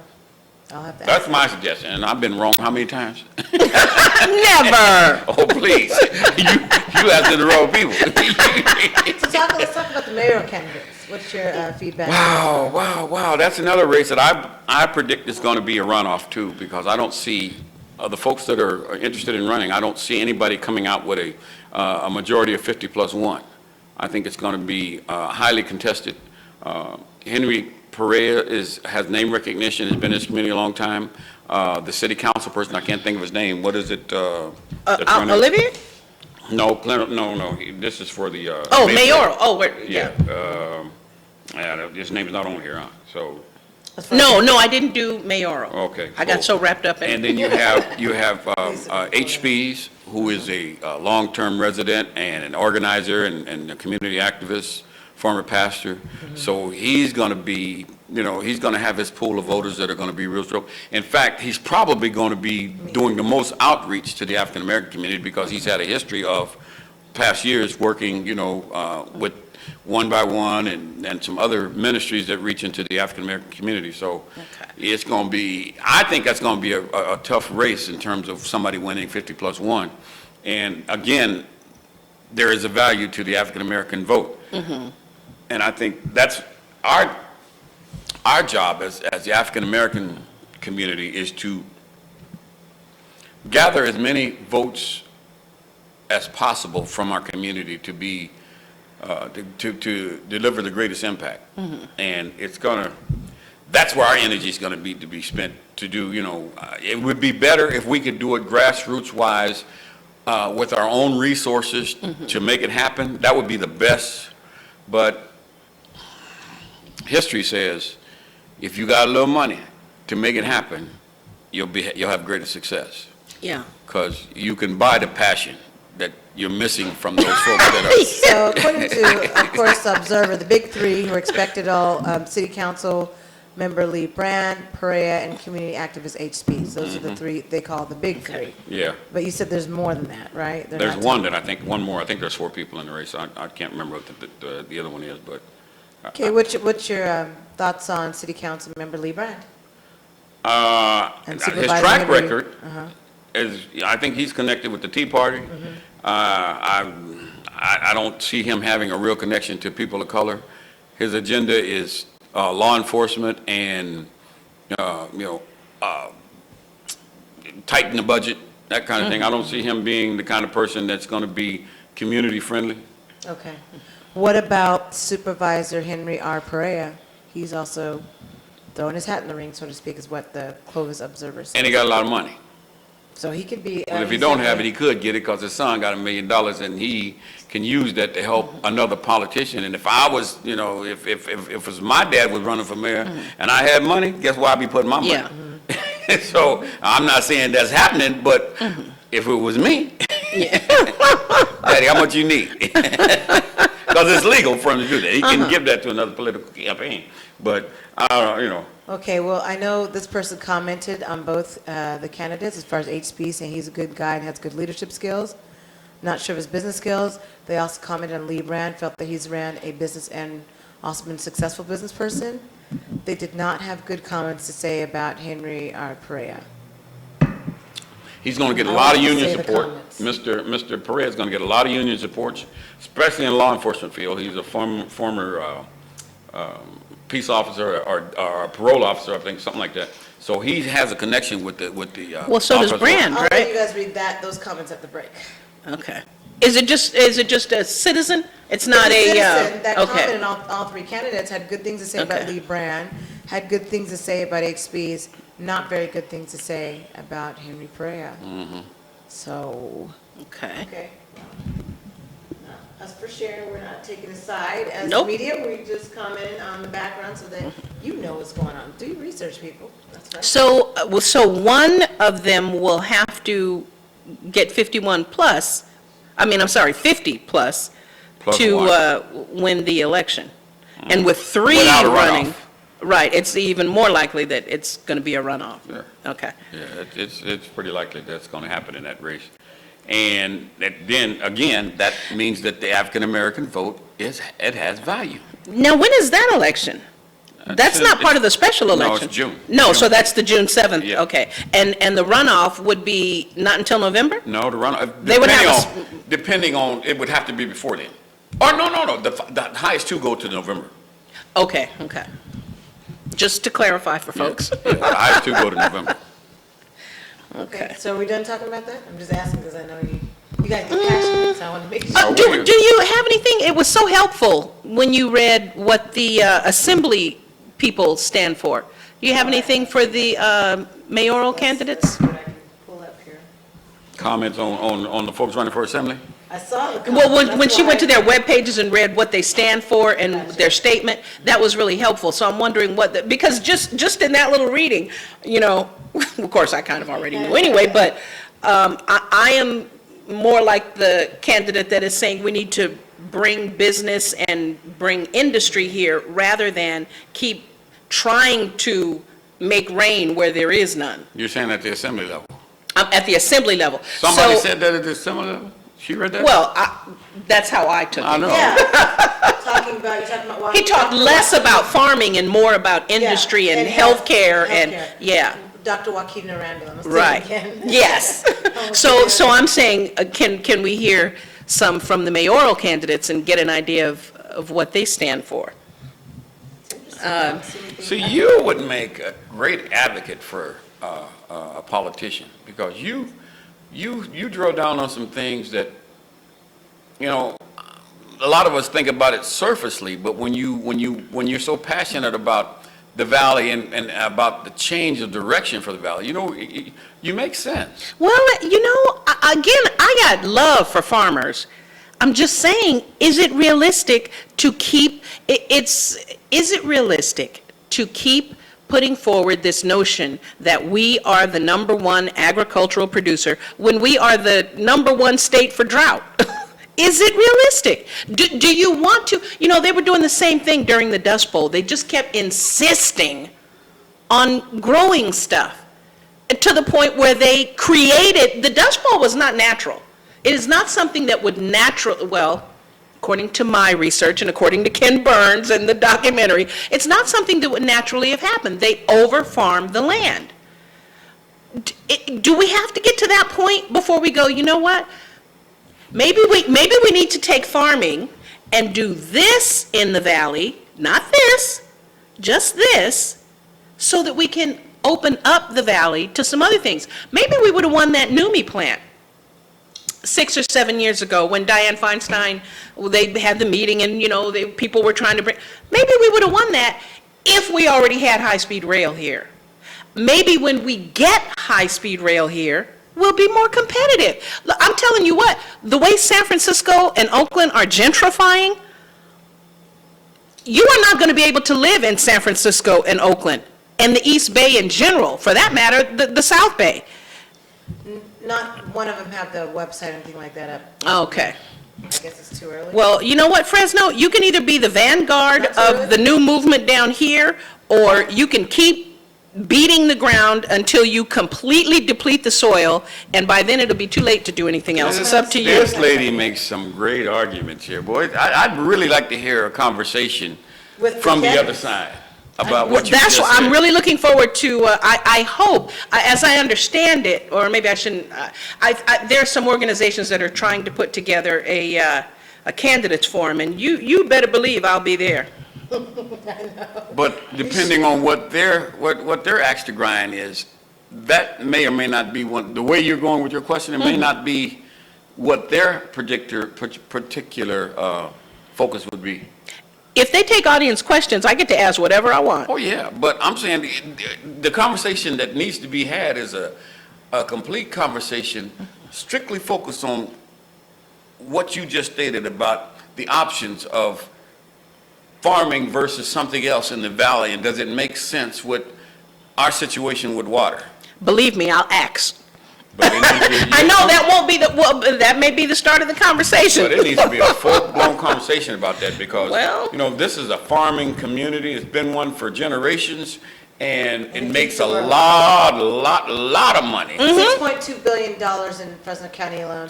Last year was $6.8 billion. It actually dropped because of all the issues with water. Yeah, and it's going to keep dropping. You think so? Unless they figure out a way to create water. And there was a caller this morning that called me. Generations ago, the ground wasn't, it was sunk, it was sinking. But, I mean, at some point, it's going to sink, it's going to be flat. I mean, it can only sink so far before, again, we start having earthquakes and all other kinds of. There was a conversation this morning from a caller who raised the question that, are we going the right direction about building water storage plants? He said when his father was a farmer years ago, he lived in Kerman. He could take a shovel and dig down 5 or 6 feet and get water, and water was drinkable. 10 years later, 15 years later, when they put the first dam in place, they had to go down 100 feet. When they built the second water storage, they had to go down 200 feet. You're talking about putting more water storage in. Is that really the answer? Because the what are you going to put in it? Dropping and dropping and dropping. Right. You can build all the water storage you want. If you ain't got no water, what are you going to put in there? I don't see any websites. You're saying it's too... No. I'm just saying they haven't done it. I mean, you have. It's not too early. If it's me, I want that out there as soon as possible. But it's not there. Those three don't. Yeah, but there's a reason why they don't have them. Is there? People like her. He had some hard questions. Man, now I gotta have answers. No, I'm not gonna set myself up there. Man, and you can read what I said. You can quote me. Man, that batted Donald Trump. He gets on the stage and call you a liar, and you just quoted what he said on the same stage. I'd be afraid of Drew if I was a candidate. That's what I'm telling you. I said it. The lady asked good questions, and they're rational. They make good sense, and they deserve greater conversation because you're talking about something that not just about now. It's about years after. Can you imagine? I mean, just imagine if the people in the Bay Area had said, "No, we're not going to pay for BART. It's too expensive." Do you know what the Bay Area would look like now? Imagine it without BART. That's what we're talking about. Again, I got my problems with high-speed rail. But if you're talking about bringing industry and business here, you better have something. And But there's a distinct difference between here and the Bay Area with that. Man, that weather is superb almost year-round. So people want to live there. I mean, who wants to live in this hot valley year-round unless you got to? Let me tell you, it's not going to matter whether you want to live there. Because once Silicon Valley completes the takeover of San Francisco, which they've already begun, San Francisco and Oakland, which they've already begun, once they complete that takeover, you won't be able to afford a bedroom in a house in Oakland, much less an apartment or a whole house. You better be looking to Fresno. What kind of house? You won't be able to afford a bedroom, much less an apartment or an entire, I said whole house, an entire house. Before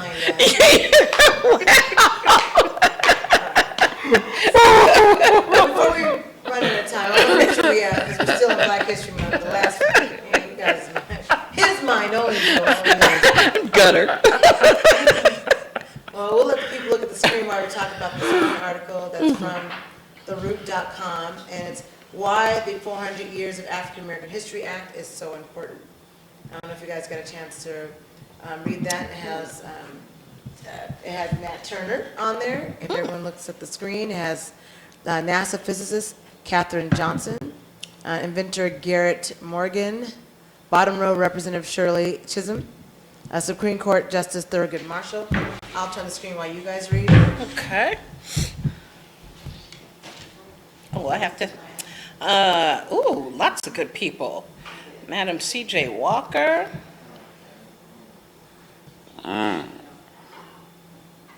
August of 2019 will mark 400 years since the first documented arrival of African Americans who came to English America by way of Point Comfort, Virginia. Wow, that's an ironic name.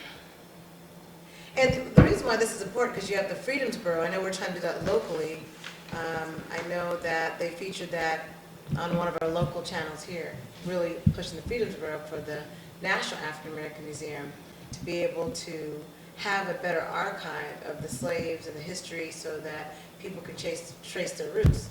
Yeah. Why they're making that, I don't know. I have mixed feelings about that. I don't know how I feel about that.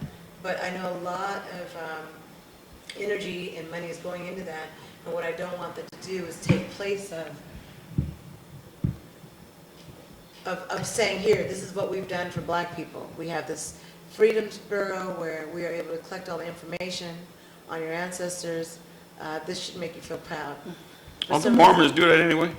Huh? Don't the Mormons do that anyway? Yeah. Not really. I mean, they do. They have great big archives, but I've been following my sister around for 20 years, going to those archives. And unfortunately, they don't have a lot of information on African Americans, both because, 3/5. well, partly that, and there's not a lot of, we don't have a lot of written documentation anyway. You have to do the research to find ours. Just like when you watch Dr. Gates, he's got to research and go to the libraries in those places and look at slave records, because it's not like we just had birth certificates like everybody else. Yeah, you had to go find them old Bibles. You got to go find them rather than them just, the records being easy to find. For me, though, I know. Yeah. Even in the Freedoms Bureau, they're looking at the archives and seeing when the slaves signed their signature and tracing the roots and history back. It's not. Even though Fresno State is a part of that, and they're doing a whole thing here for the Valley, for some reason it didn't resonate with me. It didn't say, "Wow, I'm glad they're doing that. I'm glad they're doing the research on our history." I don't know if it's because it's 2016 and maybe it's about 100, 200 years too late. I don't know how I'm feeling about this. But I didn't know they were doing anything at Fresno State. What are you talking about? They're doing that partnership program where they're trying to help with people from Central Valley and in this area to be able to send that information to Freedoms Bureau. And so people want to pat their backs like, I'm doing a good deed. See, I'm helping. Have they advertised or anything? It was just on the local news, one of the local channels I was watching. So no commercials, nothing in, I mean, if I were doing that, I were doing it. Forum that we didn't know about apparently because we were there. I would have a regular ad or something. African American Heritage Group, and somehow Fresno State's working with that African American Heritage Group instead of the African American Museum. I don't understand that. And not African American people in general. I know, that's okay. It just gets me how people always go to these so-called leaders, the people they deem the leaders, and nothing against the Heritage Group or whatever, but they always go to instead of just going to the people. You know what? You could open up a big tent, set up a big tent on the Fresno State campus, advertise over the next 3 weeks, this is going to be happening. When they want you to give to scholarships and stuff, when they want you to learn about autism, they put commercials on. Yeah. So I thought I'd bring this up because I want to know how you guys felt about it, but it said August of 2019 will mark 400 years since the first documented arrival of Africans who came to English America by way of Point Comfort, Virginia. Not only is it appropriate to establish a commission that would recognize the contributions of African Americans, but it is historically significant to acknowledge that the 20 and odd, that's what it says, to acknowledge that the 20 and odd Africans, as it was recorded, were the first recorded group of Africans to be sold as involuntary laborers for indentured servants in the English colonies. Wait, involuntary laborers for That's indentured right? It's on the root.com. And then it said on Thursday, February 11th, it says NAACP, leaders from the NAACP, Senator Mark Warner, Representative Bobby Scott, Don Beyer, and Chairman of the Congressional Black Caucus, Representative J. Key Butterfield, introduced the 400 Years African American History Act. And this bill would establish a commission to plan programs and activities across the country to recognize the arrival and influence of Africans and their descendants in America since 1619. Senator Mike Scott was part of that? Yes. And so this would be charged with highlighting the resilience and contributions of African Americans, as well as acknowledging the painful impact slavery and other atrocities have had on our nation. So we're forcing it down people's throat to recognize that slavery existed. My thing is, people already know slavery existed, and they're not going to recognize it. If they haven't done it yet, they're not going to do it because of this act. Yeah. So does that mean what? Why you? So what rubs you wrong about that? I'm sick of this because we're not getting anywhere with that, trying to prove ourselves by saying this is what slavery's done to us. You need to recognize. But that's just one segment of it. I'm sure that's not the total fight. I'm just telling you my opinion. Okay. I'm just telling you how I guess because I listened to Freedom Bureau, I listened to information now. People really felt good about doing that, and we're doing a good deed, and we're helping. Yeah, they're supposed to do that, so you don't never forget. If you were Jewish, do you think they would let you forget about the whole? I'm not going to give a pat on the back because it should have already been done. But it was. Well, so now they need to do it now.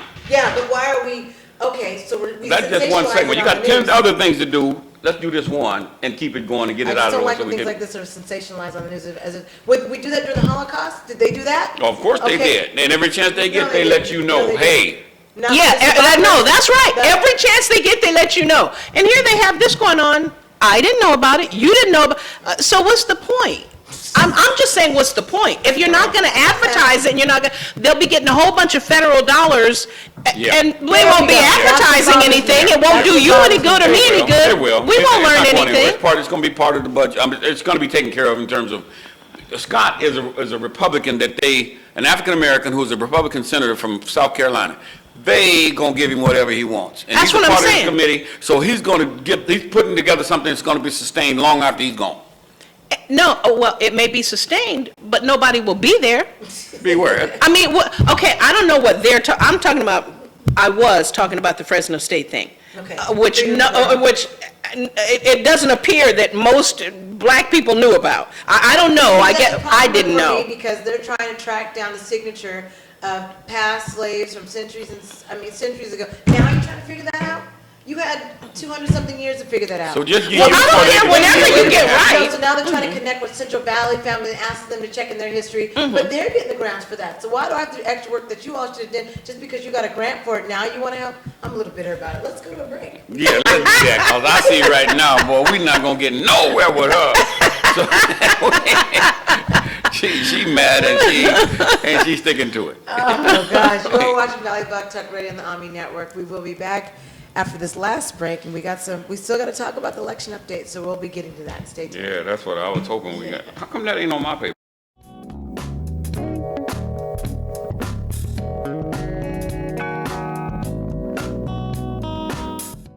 Please turn off your sprinklers. This winter, let the rainfall water. Because I had added that information. Yeah. I didn't print you a page 2.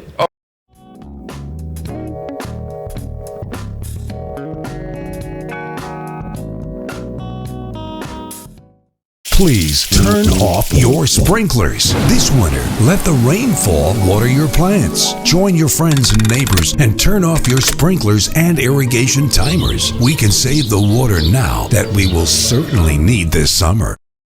US Med has great news for anyone living with diabetes. If you have Medicare, private insurance, or prescription drug coverage, US Med will ship a new glucose meter right to your home. And shipping is free. My new meter uses only a speck of blood. Act now, and US Med will include a free prescription discount card. We'll also send you a free diabetes cookbook. This is your opportunity. So call US Med today. You'll be glad you did. When you have credit card debt, the debt suckers' high rate and high pay are everywhere. Ooh, they're making another minimum payment. Great. Most of the money goes to us. We'll suck the life out of them. Because your credit card rates are so high, you can't get rid of the debt suckers alone. Their minimum payments are in vain. No, that's juicy. But one call to Consolidated Credit can get the debt suckers off your neck. Thank you for calling Consolidated Credit. Oh no, they'll lower his rates and consolidate his bills into one low payment. He'll pay off his debt in no time. Consolidated Credit drives us batty. Call Consolidated Credit now. Call now and get your life back. Oh, because debt sucks. Call now. Call Consolidated Credit at 1-800-290-3129. 1-800-290-3129. That's 1-800-290-3129. Call now.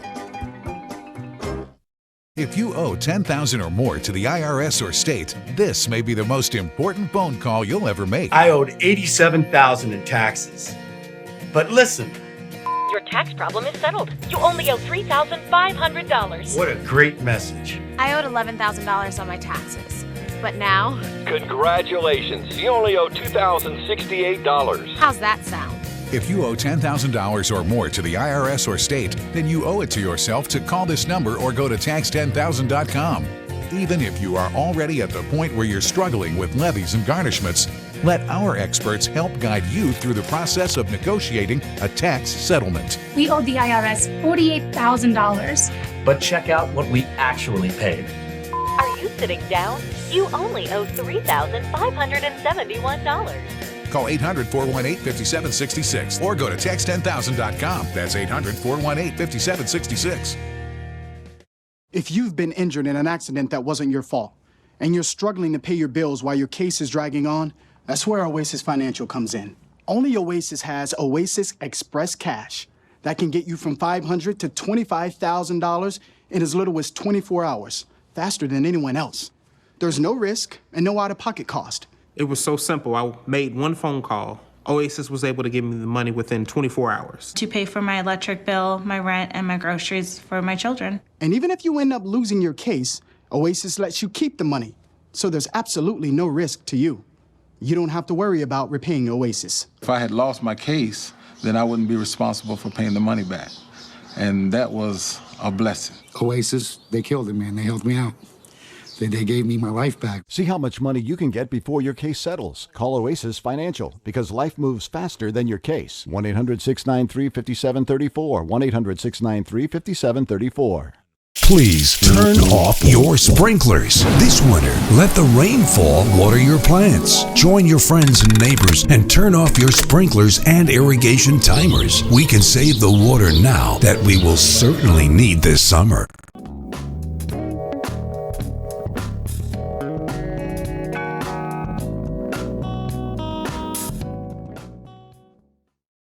Whether that guy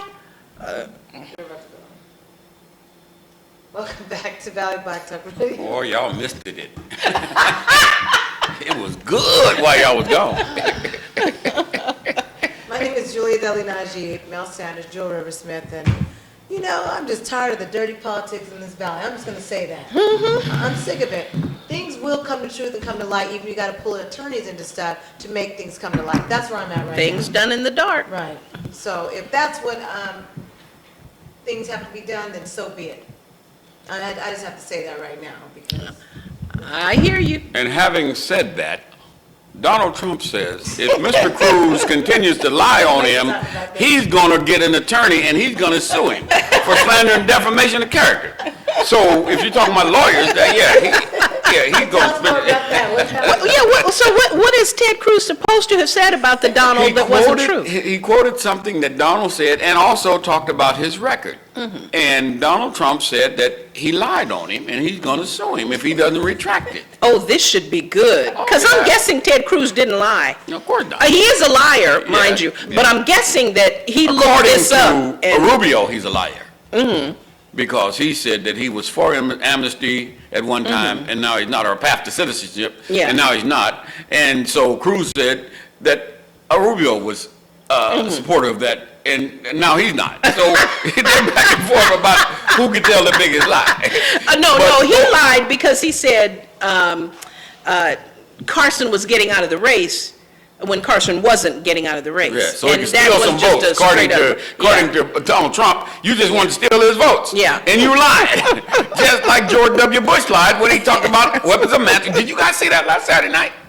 Oh, my God. It was on ABC. It was really good. You mean the debate? Yes. No, Man, it was one of the most lively debates you ever want to see from the Republicans. I mean, they were, boy, when Donald Trump played the Bush card, he was talking to his brother, and his brother was trying to defend his brother about 9/11 and talking about his brother kept us safe. Right, he was talking to Jeb Bush, and Jeb Bush was defending George. Yes. Okay. And he talked about George keeping this country safe after 9/11. After 9/11. Yeah, and of course Donald Trump pointed that out. That was after 9/11. Wasn't so safe before then.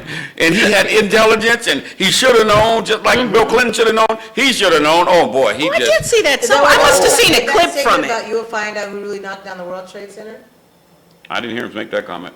3 hours ago, he made that comment. Oh, this is okay. And then Pope Francis on Trump building walls is not Christian. Yes, yeah. Wait, child, wait. Oh, we're going too fast. You got to go back. What did you just say Donald Trump said? Says you will find out who really knocked down the World Trade Center. And this is according to Gawker.com. He says at a campaign event in Bluffton, South Carolina, Wednesday morning, Donald Trump, in the midst of a rant about how much he doesn't like Lindsey Graham. Lindsey Graham, little guy. Lindsey Graham not even in the race. Leave him alone. Why is he talking about that? If he said if elected president, he would reveal the true perpetrators of the 9/11 terror attacks. Wow. He says, we went after Iraq.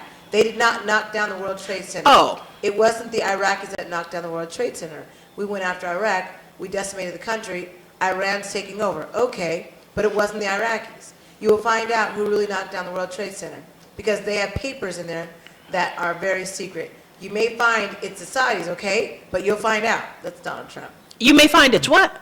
The Saudis, okay? Oh, you will find he's out. talking about, yeah, that's old news. But the I thought it crowd was he something plays different. to, he can Yeah. I make thought those it was kinds too. of statements, and it ramps up more because they Well, want it's to true. believe. Yeah, but the fact that those are the kind of people that he that listen to him. Yeah. Says, oh yeah, man, this guy. I was listening to some reports on that today, man, and these guys were just. Nobody ever know what It he said, appeared so to be the Saudis. It's really much closer than that. You don't have to go to Saudi Arabia to find out the real perpetrators, but I can, most of them were Saudi. But again, we're talking about the people that were actually on the scene, not the people that orchestrated it. So, There's a whole bunch of videos just on that, the 9/11 attack, so-called. So Pope Francis questions Donald Trump's Christianity. This is posted by BBC.com. The Pope has questioned U.S. Republican presidential candidate Donald Trump's Christianity over his call to build a border wall with Mexico. Pope Francis said, a person who thinks only about building walls and not building bridges is not Christian. So the New York businessman supports deporting nearly 11 million undocumented immigrants. Calling himself a proud Christian, Mr. Trump blamed Mexico for the Pope's remarks, calling them disgraceful. Because see, they didn't give all of what the Pope said. They just took that segment out. He did follow up with that and say, well, I would hope this isn't true, or something to that effect, that he's just not about building bridges. yeah, but it is true. So they didn't need that part of the Pope's quote because it is true. But you don't even have to go that far about the building walls instead of bridges. Just having people ejected from his rallies because they disagree with him, or just one guy just because he looked like he was Like you heard Muslim. that one? Yeah. He I never mean, said a you word. don't even have to go that far. How he could go? You know what? I think this is hilarious to me. People are getting a kick out of this. It's like Can't you just see? That's why it's so much fun to watch his numbers grow in the Republican side, because the president said it right. There's absolutely no way the American public is going to vote to put this guy in the White House. They will let him do all of this stuff, but when you need black and brown votes to win, he can't win. No way can he win. I hope you're right. There's a lot of... He said, for a religious leader to question a person's faith is disgraceful. I'm proud to be a Christian, Mr. Trump said. No leader, especially a religious leader, should have the right to question another man's religion or faith. Of course they should. Isn't he the person always talking? Well, he's not always talking about First Amendment, but I mean, America is free and anybody can question anybody's anything. That's not what Donald Trump says. Yeah, excuse me, Don. So, Trumpster. And The so- dumpster. And then we have an article, and then we'll let people see that on the screen. Entrepreneurs ask Trump how he will relate to African American community. Do you guys see that? No, and he talked about he's great for African. He has a lot of African American friends and all of that kind of stuff he talked about. Oh, yeah. I love it when they pull the friends out of there. You know what? Yeah. Why, my favorite field hand is African American. Of course. The guy who shines my shoes is African American. Thousands and thousands of Hispanic employees. They're great people, and I have great friends, yeah. But I'm going to make this country great again. Yeah, and the thing, while they're saying that, it's who was it? It wasn't Bull Connor, but the other one. George Wallace? It might have been George Wallace. Who'd be a third one? It was probably Wallace. Who was on? I was watching a documentary, and they had some clip of him talking about the black man standing behind him, being his best friend, and the black man. This was actual footage. Yeah, this is George Wallace. Was it? Okay, yeah. and then it was much later in his life. And you told about that last time, the guy, you could see his face like, if you wasn't signing my paycheck, I'd kill you on the spot. Yeah. That's what the black guy looked like. I'm sure when Donald Trump says, I have lots of black friends, So Yeah. this was at a town hall meeting, and this was 15 hours ago, and people were looking at the screen there. It had Monique Wilson DeBriano. So this was during MSNBC's Wednesday night town hall featuring Republican frontrunner Donald Trump, of course. And so the African-American woman asked Trump how he would relate to African-American community. He says, I have to say we have right now an African-American president, he said. And if you look at African-American unemployment, it's 58 to 59%, probably even higher than that. We have had an African-American president now for 7 years, going on 8 years. Here he goes on and on about that. It's going to be much better under me. He has much done better so for little in African terms of economics and in terms of really getting the youth taken care of. Barack Obama has done nothing, absolutely, in my opinion, nothing economically for African Americans. Trump went on to mention how rules and regulations have killed small businesses for all ethnicities, not just African Americans. You ask him where he been, he tell you where he going. Well, you know what? And I'm not aware that President Obama has done really anything for African Americans either. However, he wasn't able to because the Senate, wouldn't let him do anything. So, one-term president. That's our job, to make him a one-term president. So if Trump thinks he can do better, and he probably can, because after all, he is a member, but maybe he can. We'll see. A member. We'll see if they let him get away with it. She is raw. I like it. Donald Trump? I know he's going to sue me, but he can't do nothing but take my house and my unmown lawn.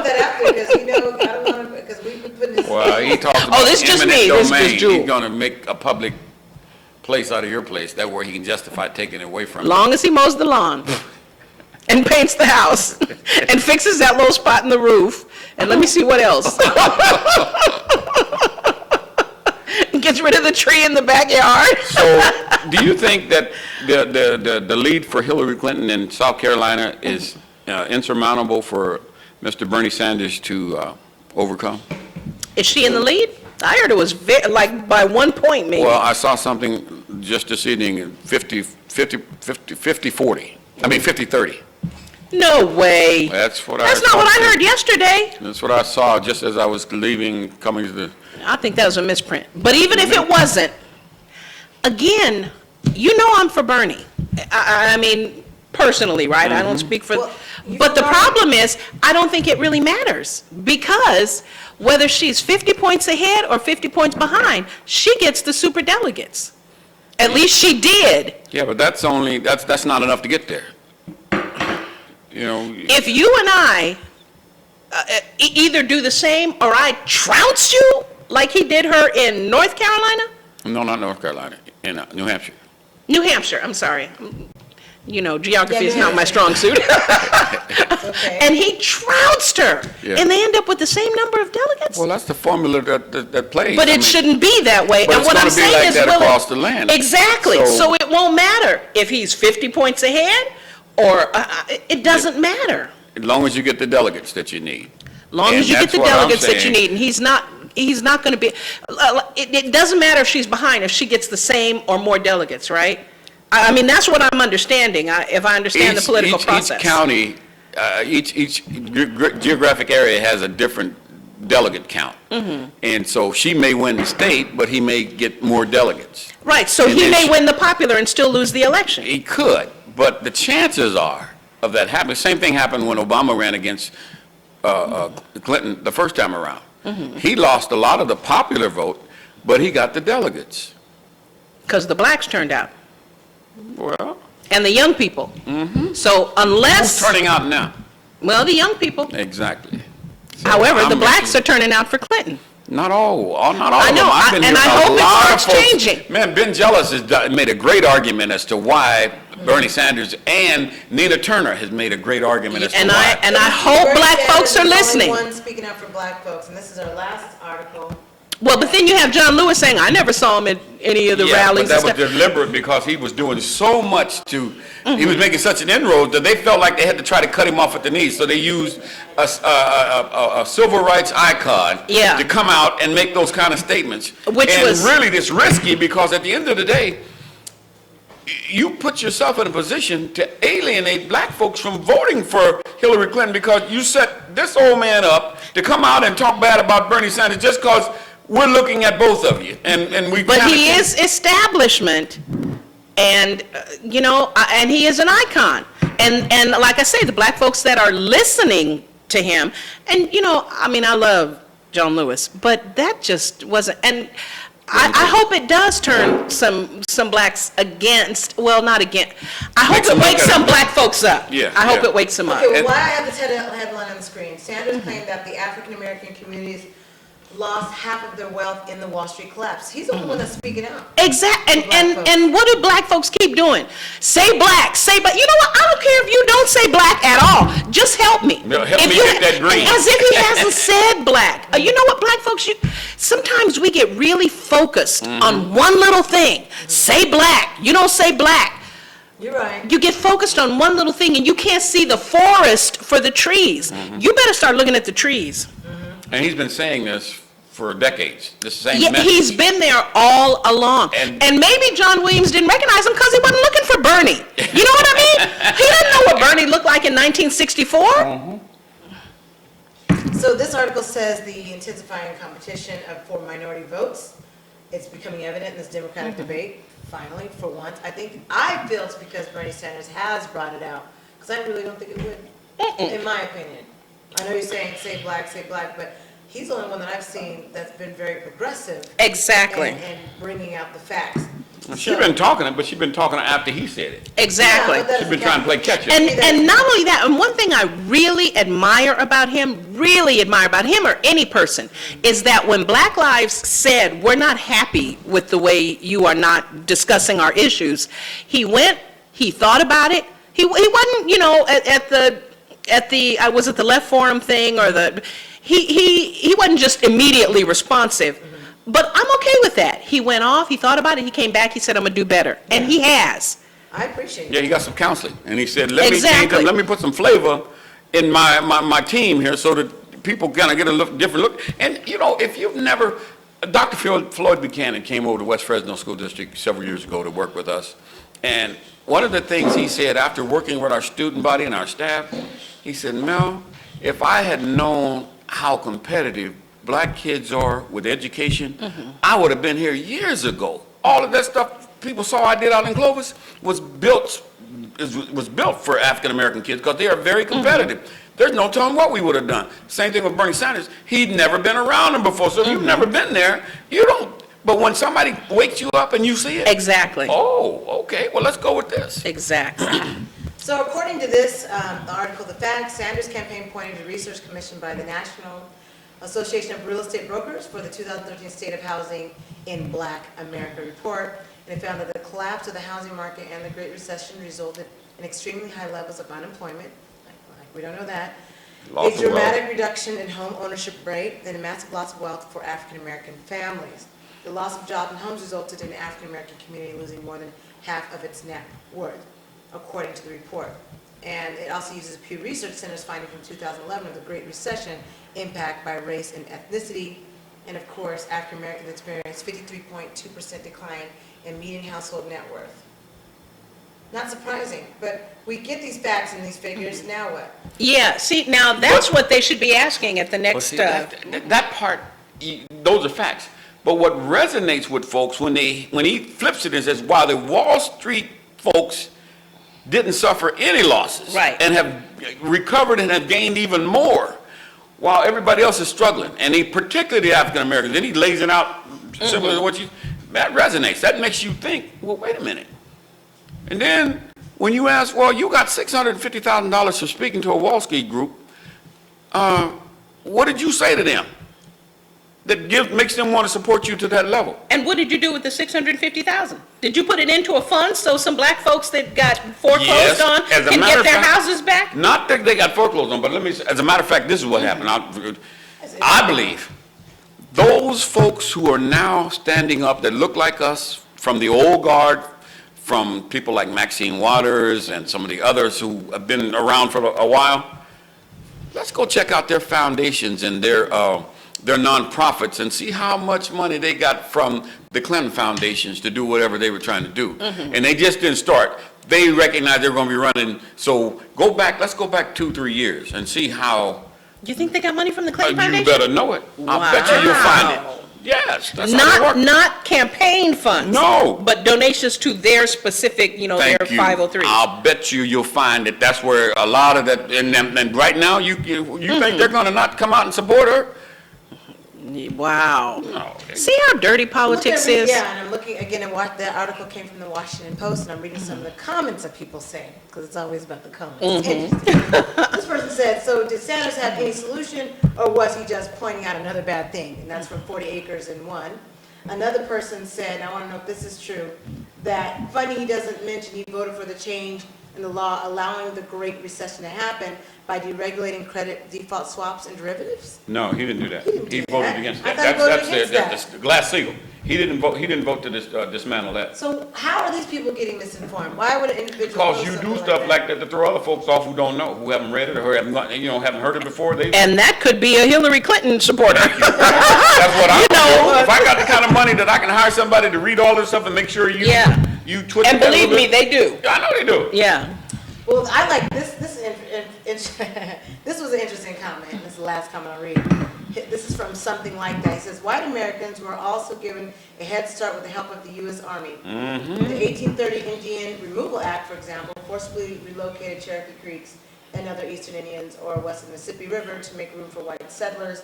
The 1862 Homestead Act followed suit, giving away millions of acres of what had been Indian territory west of Mississippi. Ultimately, 270 million acres, or 10% of the total land area of the United States, was converted to private hands, overwhelmingly white under Homestead Act provisions. Oh, I forgot about that Homestead Act. So that's why it was put in place, so that their land never be sold. Another case of bootstraps right there. That's a. Why don't they just pull themselves up by their bootstraps? What if your home is homestead? How? I wonder if Just like in California, you just said this last week when you talked about the black farmers who the Indians gave them a bunch of land, and the next thing you know, these squatters come on there and they own it now. Yep. So it's the same principle that happened all over. This what they didn't reinvent the wheel; they just copied what had been done before. That's frustrating. Okay.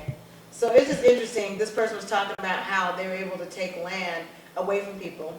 And then the alien land laws passed in California and other states reserve farmland for white growers. Exactly. By giving Asian immigrants ineligible to become citizens from owning or leasing land, immigration restrictions, further limited opportunities for non-white groups. Oh, yeah. And then the few folks who did get land through the few people of color, I'm just surmising here, who did, all you got to do is come there with your lynch mob and they will leave and they won't come back. So. And the constable not going to protect you because he with us. The constable is heading the lynch mob. You just got that hood on, so you don't recognize who he is. Yeah, not but right away. Sound the same. Exactly. And people ask, why is there a racial disparity or problem in America? Well, for things like that. I don't think people ask. Do you think they ask? I don't think they ask. Non-black folks do ask. Do you think? I don't think they ask, because if they did, they ask, what is the problem? They do. Yeah. I don't think so. They say, we don't pull ourselves up by our bootstraps. We want welfare. We have too many babies, and they come up with all the reasons they got on the news. But this is historical and has significance because you have generations of land. I know, but that's what I'm saying. But see, exactly, and they don't ask what the problem is because they already know. We're lazy. We don't pull ourselves up by our bootstrap. We have too many single mothers. Now, the single mothers, you might have a part of an argument there. If they asked, well, why are black people so far behind? Unfair. They would know. No, unfair. That can't be part of the argument as far as the single mothers. I'm not having it. Not taking it. Yeah, I think that's a major problem in our community. Me. It is a major problem, but I don't want that to be used as an excuse. Well, and especially not for historic injustices. Right. I would agree. But I think we do need to get a hold on that. But let's just go back and forth. This woman conversation, I ain't saying nothing about this woman thing. I'm just, this good. This is just too good. It can't be 8 o'clock already. This is really golly. Inspirational conversation. You know what? I'm telling you. You will raise your IQ by 3 points just watching us regularly, or at least your intelligence, your knowledge quotient. Yeah. You will raise considerably just watching us. Get the information. So we appreciate folks tuning in tonight, and if it's not tonight, you're watching this later. Great. do your research. We always tell people, make sure you do your research. I think it's important that people are not just listening to mainstream media. Yeah. See what's out That's there. right. And go ahead, Mel. Because I was just going to say, you really do need your research, because I've been right every time except one. But then I was right, I just thought I was wrong. What are you talking about? I'm suspicious about you and that iced tea, what you really put in it. But I will say this, Julia, you are an optimist, and that is a good thing. Maybe you're right, I'm jaded, but I say if more white folks would ask the question, instead of taking what you see on the news and in other very agendized sources, if you would say, how come black people aren't further ahead? And then answer your own, do the research. You would find all this historical. Oh, no. I was just as jaded as you. I was just saying it differently. Oh, okay. I was saying what they do ask, what's wrong with black people? I don't understand why they keep talking about racial disparity. And it's because they don't bring this up. Oh, I see what you're saying. Okay. They don't talk about They ask, but they don't go looking for the answer. Sure they do. They take the easy answer. Rush Limbaugh, Sean Hannity, Ray Appleton. They ask all these folks, and they give them, well, I know that, but they don't. They think these guys are, what they say is gospel. Read some scholars. Do some research. At least when you watch us, we're able to put on the screen saying, here's where we got the source. That way you can go look yourself and find something to either counteract that. Rush Limbaugh just talks off the cusp. Exactly. Never has any sources or anything like that. Well, and the sources he quotes are favorable to what the point he's trying to make. Yeah, so he'll quote somebody. It might be one liner out of that. Well, no, there's a whole institute out there that gives him what he needs, so he can justify it by saying this institute is the one that provided this information. They have the money to put together I forget what it is, but American Enterprise, the shelves that they need, so that they can hide behind them to make sure that these are not my facts. These came from this institute or this study group. Yeah, but you again do your homework, because you know. Republicans are bad for America. Okay, so you do things like American Enterprise Institute. I'm sure he quotes them a lot. Okay. Those are not, those are people who have interpreted things. Exactly. Exactly. They do an in-depth. And go to the scholars, not the people who are paid to give you an opinion you want to hear. You said it. Are we going to have Dr. Hank Hendricks on Sunday? I don't know. No, he's going to be out of town this weekend, so we won't be here. Yeah. So the following week we'll have him? We'll probably have him the following week. Okay. We didn't reschedule, but yeah, I'm sure he'll be in town. Yeah. Special that we'll focus on. And so we appreciate people watching this edition of Valley Block Talk Radio on ONME Network. We're going to be having more programming on the ONME Network. In fact, ONME Sunday morning and other things we're doing, the Drop a Dime, just stay tuned for some of that unique programming. We're going to be having Kevin's program back with music. We're going to be having a gospel show. And so gospel, you like gospel music, you'll be able to hear it around the clock. Yeah. So those are the things that we appreciate people tuning in. We'll be letting you know more. Thanks for watching Valley Block Talk Radio on the ONME Network. Have a great weekend. See you. See you on Sunday. Holla. Holla. Did you say holla?